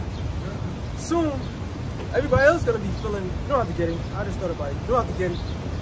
Soon, everybody's gonna be feeling that same way. They're gonna get up and not knowing, yo, am I gonna get shot today? Matter of fact, on 2nd Ezra 15. No, you stay where you at. Like what? 54? Try 54. Soon everybody's gonna get up, not knowing, yo, am I gonna get popped today? Am I gonna survive this? All right. This is the stage that we're going to, man. Because what? The Lord has done that to us. You know how does it feel to go out the door, not knowing if you're gonna get clipped or not? Hey, my grandmother used to tell me when I was a kid, Junior, make sure you you say your prayers before you leave the house. I was young, I didn't understand, I just followed whatever. But when you think about it, she was telling me the right thing, because you never know what's gonna happen. Man. That's the mindset of a chick that was living in the hood. Okay? That was a mindset of a man, a young man that didn't even know what being a man was all about. You never know. Okay? You never knew. You never knew. Says, when all is safe, he awaketh and marveleth that the fear was nothing. And that's talking about in the kingdom, because this shit's gonna be nothing but a light. Do we have here? The tribes are we starting this shit all over again? Like I said, What you say? read it again. No. Y'all gonna make a video? No, don't worry about it. We still gonna keep on going. It says, Don't even. That's Satan, bro. that's the sisters. Yeah, Yeah, that's Satan. That's Satan. You know what I'm saying? That's Satan. Yeah, that's Satan. Hey, here it is. The world's fucking coming to an end. A bitch gonna come up and say, y'all starting that shit up again? We don't get mad at that shit. I don't take it personally. That's fine. But that shit goes, yo. Yeah. Hey, but you know what? That shows you. We will entertain him, you know. But you know what's funny about that situation though? Where we had a lot of people back in the past was talking about, you guys always been out here. That was a testimony right there, man. You're back on that shit. Like, yo, you never left. You never left. What were you? You never left. On the camp stuff.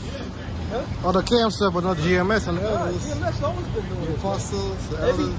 Yo, this is a camp of doers, man. We're not a camp of fucking, I don't feel like going out today. Nah, we go out, man. We're a camp of action, man. Matter of fact, give me that 1 Corinthians. Proactive camp. That's why she said the Most High has the father of wisdom. Because if you don't know, this is for your benefit. They call it shit, ain't no shit, man. She call it shit. Go ahead. 1 Corinthians chapter 4, verse 20. For the kingdom of the Most High is not in word.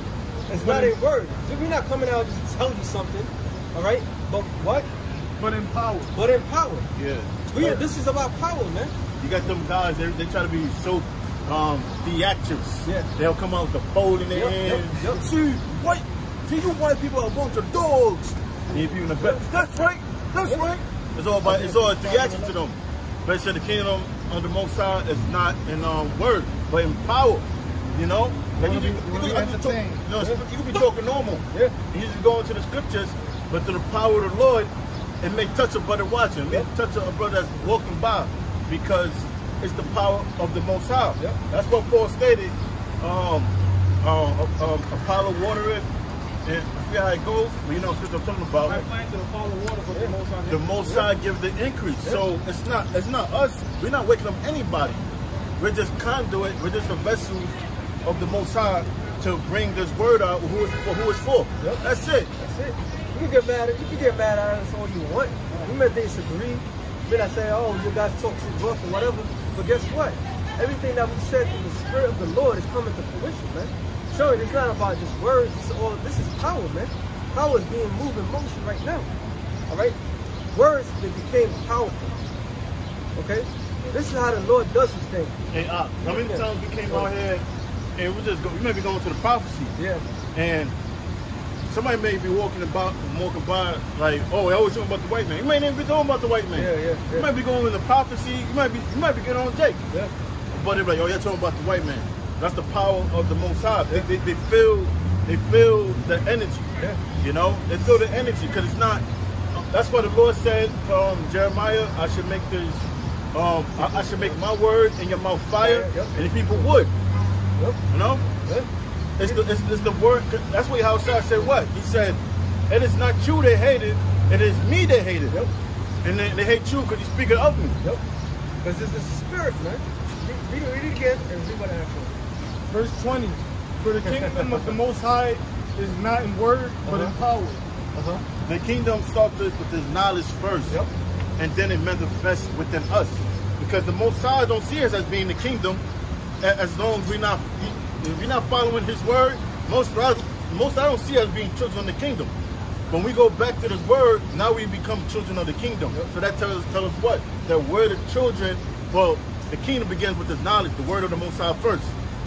It's cause and effect. We make it prophets come to fruition. It's like how Yahushua took the donkey, the ass. He made that prophecy fulfilled, man. Just like we coming out here for years, we made that prophecy fulfilled, man. All right, now you see the works. This thing, Israel, has been buzzing throughout the whole four corners of the earth. They can't stop it, man. It's an unstoppable force, man. This word is power, okay? So this thing go down. Go ahead. What will ye? Shall I come unto you with a rod? Or in love? Oh, what are ye? Read that one more game. What will ye? Go ahead. Shall I come unto you? Shall I come unto you? With a rod. With a rod. What do you do a rod? You discipline somebody, you know? Or in love and in the spirit of meekness. In the spirit of meekness. Because really, like, we correcting with the rod of the truth. Yep. But that's what Paul said, the more I love, the less I in love. Because we're showing love by showing the right path. You know, it's tough love. We're like, what's the guy named for Lean on Me?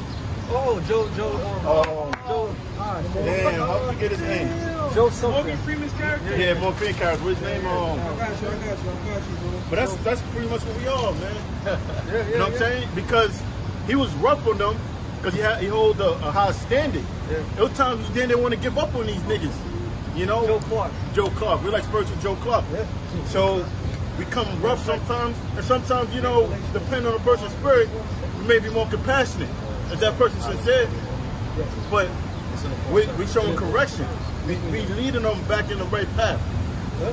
Go ahead. Isaiah 55 verse 11. So shall my word be that go forth out of my mouth. So who word is it? It's the word of the Most High. And where's going to go forth out of the Most High's mouth? Who the mouthpiece for the Most High? We are. Go ahead. It shall not return unto me void. Right. It should not return unto the Most High empty. Because the word of the Most High is going to accomplish the thing that the Most High is sending forth to accomplish. It's not every case that the word go out to wake somebody up. Sometimes the word go out to condemn somebody. You know? Now you heard the word. Now you are accountable for the message you received.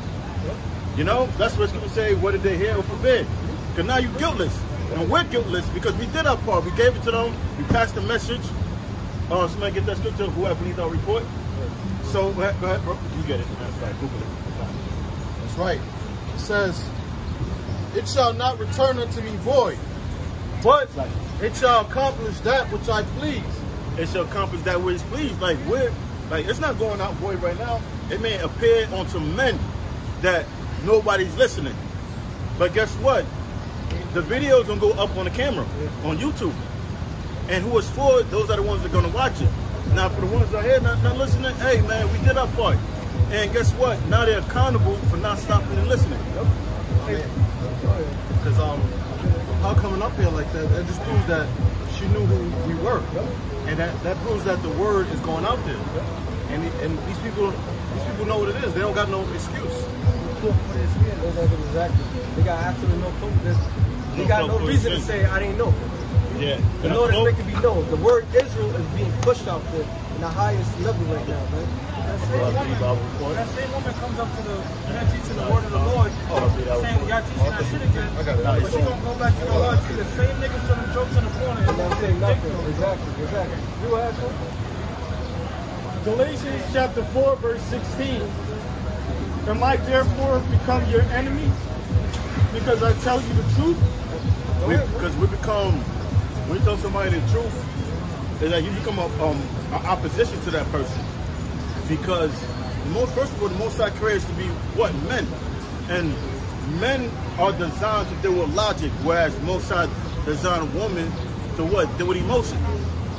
Okay? And now we deal with logic, you're putting your emotion to the side and you're looking at the truth. So if I'm therefore become your enemy or become an opposition to you, because what? Because I tell you the truth. Because I tell you the truth? You know, that's what we do. They get mad at us just for stating the fact, that we have 100% truth. Why would you get mad at somebody for saying they have 100% truth? Why would you get mad at that? I mean, somebody said they got 100% truth. That's where you go. Yeah. I wouldn't go to the guy that said, I don't know, man. Like, you're going to go to the mechanic that said, there's a commercial. I only understand 70% about cars. Or you can go to the guy that I've been fixing car for 30 years. I understand everything about this maker and model type of car. You know, I understand this car completely, 100%. Who are you going to go to? Now, if you go to the guy that say I only understand a little bit and then, well, that would make you a fool. Hey, the thing with these people, they want shit fucking in a fancy way. They want everything to look good. You know? This is the truth. The truth is the truth. It doesn't matter how it looks. It's straightforward, man. Okay? It hits you where it hits you, man. And then the problem with that, like the scripture says, men love darkness rather than light. So when we tell you the truth, it's like awakening you in a violent deep sleep. That's right. And you be like, oh shit, what the fuck? Why you ruin this? Well, because, yo, that's not the truth. Because you know what? Deep down inside, they notice the truth. But they oppose in opposition to the truth because they know now if they accept it as being the truth, they got to make adjustments within their life. Exactly. And they don't want to make those adjustments. Like, hell no, man. It's like Cypress in the Matrix. This is exactly like Cypress in the Matrix. And what he told the agents, he said, yo, I want everything to be back to normal. He said, you know this is not real, right? He said, I don't care. You know, that's these people, man. These people, ignorance is bliss, because these people, they love to be, they ugly, and they know they ugly.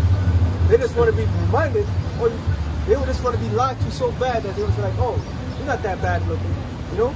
Or like a fat bitch, you ain't fat. No, you are fat. Big boned. You ain't fat. You're not thick, you're fat. You know? You're not healthy, man. Fix it. Fix yourself. Yeah. You know, they don't want that. They want the fucking lie, man. Like they got this phrase, talk to me nice. You know what I'm saying?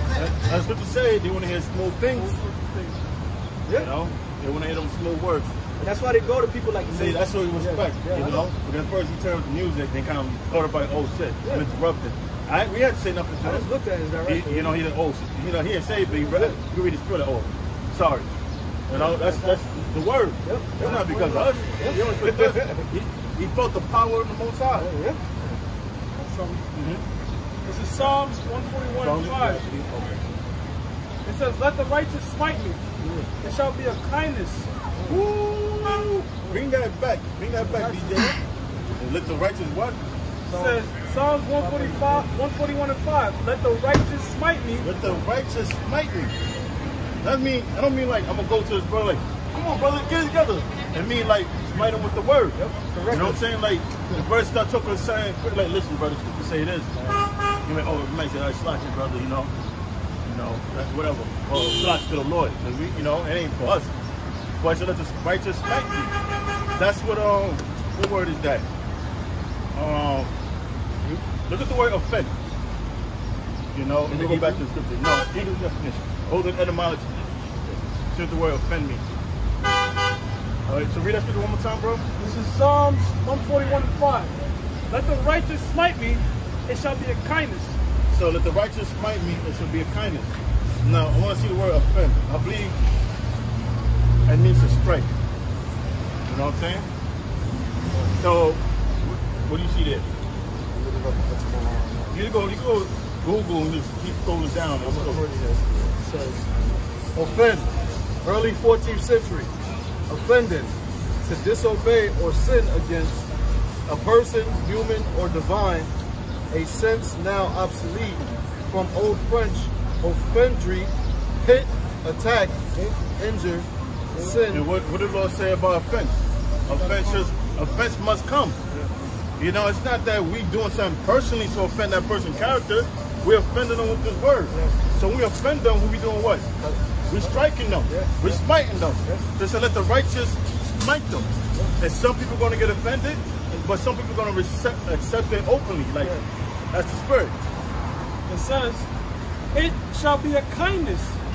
It should be a kindness. That's, you know, the Lord will have mercy on you. You know, when, back in the days, Apostle Todd basically using this thing where he said it's like going to a burning house. And somebody says, yo, get the fuck out, get the fuck up. You're not gonna sit there while you curse at me for it. You know? You're gonna be like, oh shit, good looking out. And when you get out of that situation.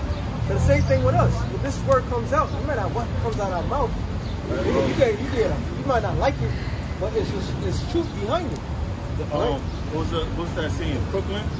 With the old man, he saved the little kid that was running across the street. Yeah. You know what I'm saying? I think. No, it was Do the Right Thing. Was it Do the Right Thing? Yeah, it was Do the Right Thing. He saved, I forget, I ain't watched the movie in years, but I remember that scene. He saved a child from getting hit by a car.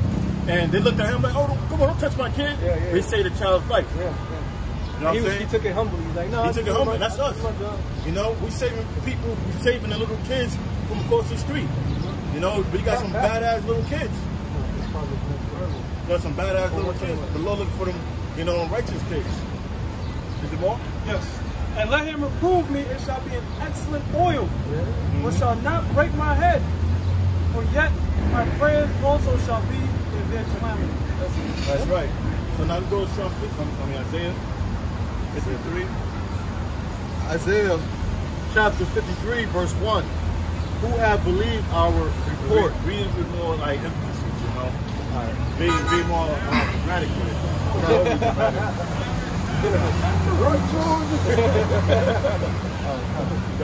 Isaiah 53, verse 1. Who have believed our report? Who have believed our report? Now let's break that word down, report. Now, the word report, you got the word port, you got the word read. Port means to carry, you got the word read, meaning back or away. So when you break down the words, you combine it together, what does it mean? It means to carry back. If Ray Ray and Hashim have a shootout right here and one of them gets shot, there'll be a news reporter, right? What is that news reporter doing? It's carrying back information or events that happens on that corner. So the word report just means to carry back. So the Most High gave us this word and we carrying it back onto the public, onto the people. So Isaiah is saying, who have believed our report? You know, the information that the Lord gave us, we came out here and we taught it. You know, we're trying to wake up these, you know, these blockheads, you know, but they don't want to hear it. Go ahead, bring. It says, and to whom, read it from the top. Isaiah 53, verse 1. Who have believed our report? Who have believed our report? The information that we carry back. Go ahead. And to whom is the arm of the Lord revealed? Go ahead. For he shall grow up before him as a tender plant, and as a root out of a dry ground. Yeah, he's to grow up as a tender plant and a root out of a dry ground. Now that represents towards who? Yahweh Shai. Let me beat on again. Fuck, yeah, annoying. But that represents towards your Yahweh Shai. So read that again. It says, for he shall grow up before him as a tender plant. As a tender plant. Go ahead. And as a root of as a root out of a dry ground. Go ahead. He have no form, no comeliness. And when we shall see him, and that what that's going into when Yahweh Shai was or he was punished. Yahweh Shai was humiliated. You know, Yahweh Shai was scoffed, he was mocked. You know, you have niggas talking like, well, if he's the king of the Jews, how come he can't save himself? So Yahweh Shai underwent humility. Go ahead. It says, and when we shall see him, there is no beauty. And it said a dry ground. Because Drake represents a ground without water. You know? They're fucking desert. You can't, and like look, think about it. In the dry ground, in certain cases you go actually grow certain certain plants out of dry ground. Like I'll give you an example, like lavender. We were talking about lavender. But most cases, if you grow a seed in a dry ground, being that the ground or the soil doesn't have any moisture, it's not gonna grow. And the seed is the word. Go ahead. Let's stay focused. So, I got something for you. Yeah, was it more on that? Isaiah 53? Yeah. Let's go back to that. Let's start it back at Isaiah 53 and 2. You see that real quick? Let me know when we cut it off. Start it back. I'm not cutting it off yet. We cut it out. All right, good.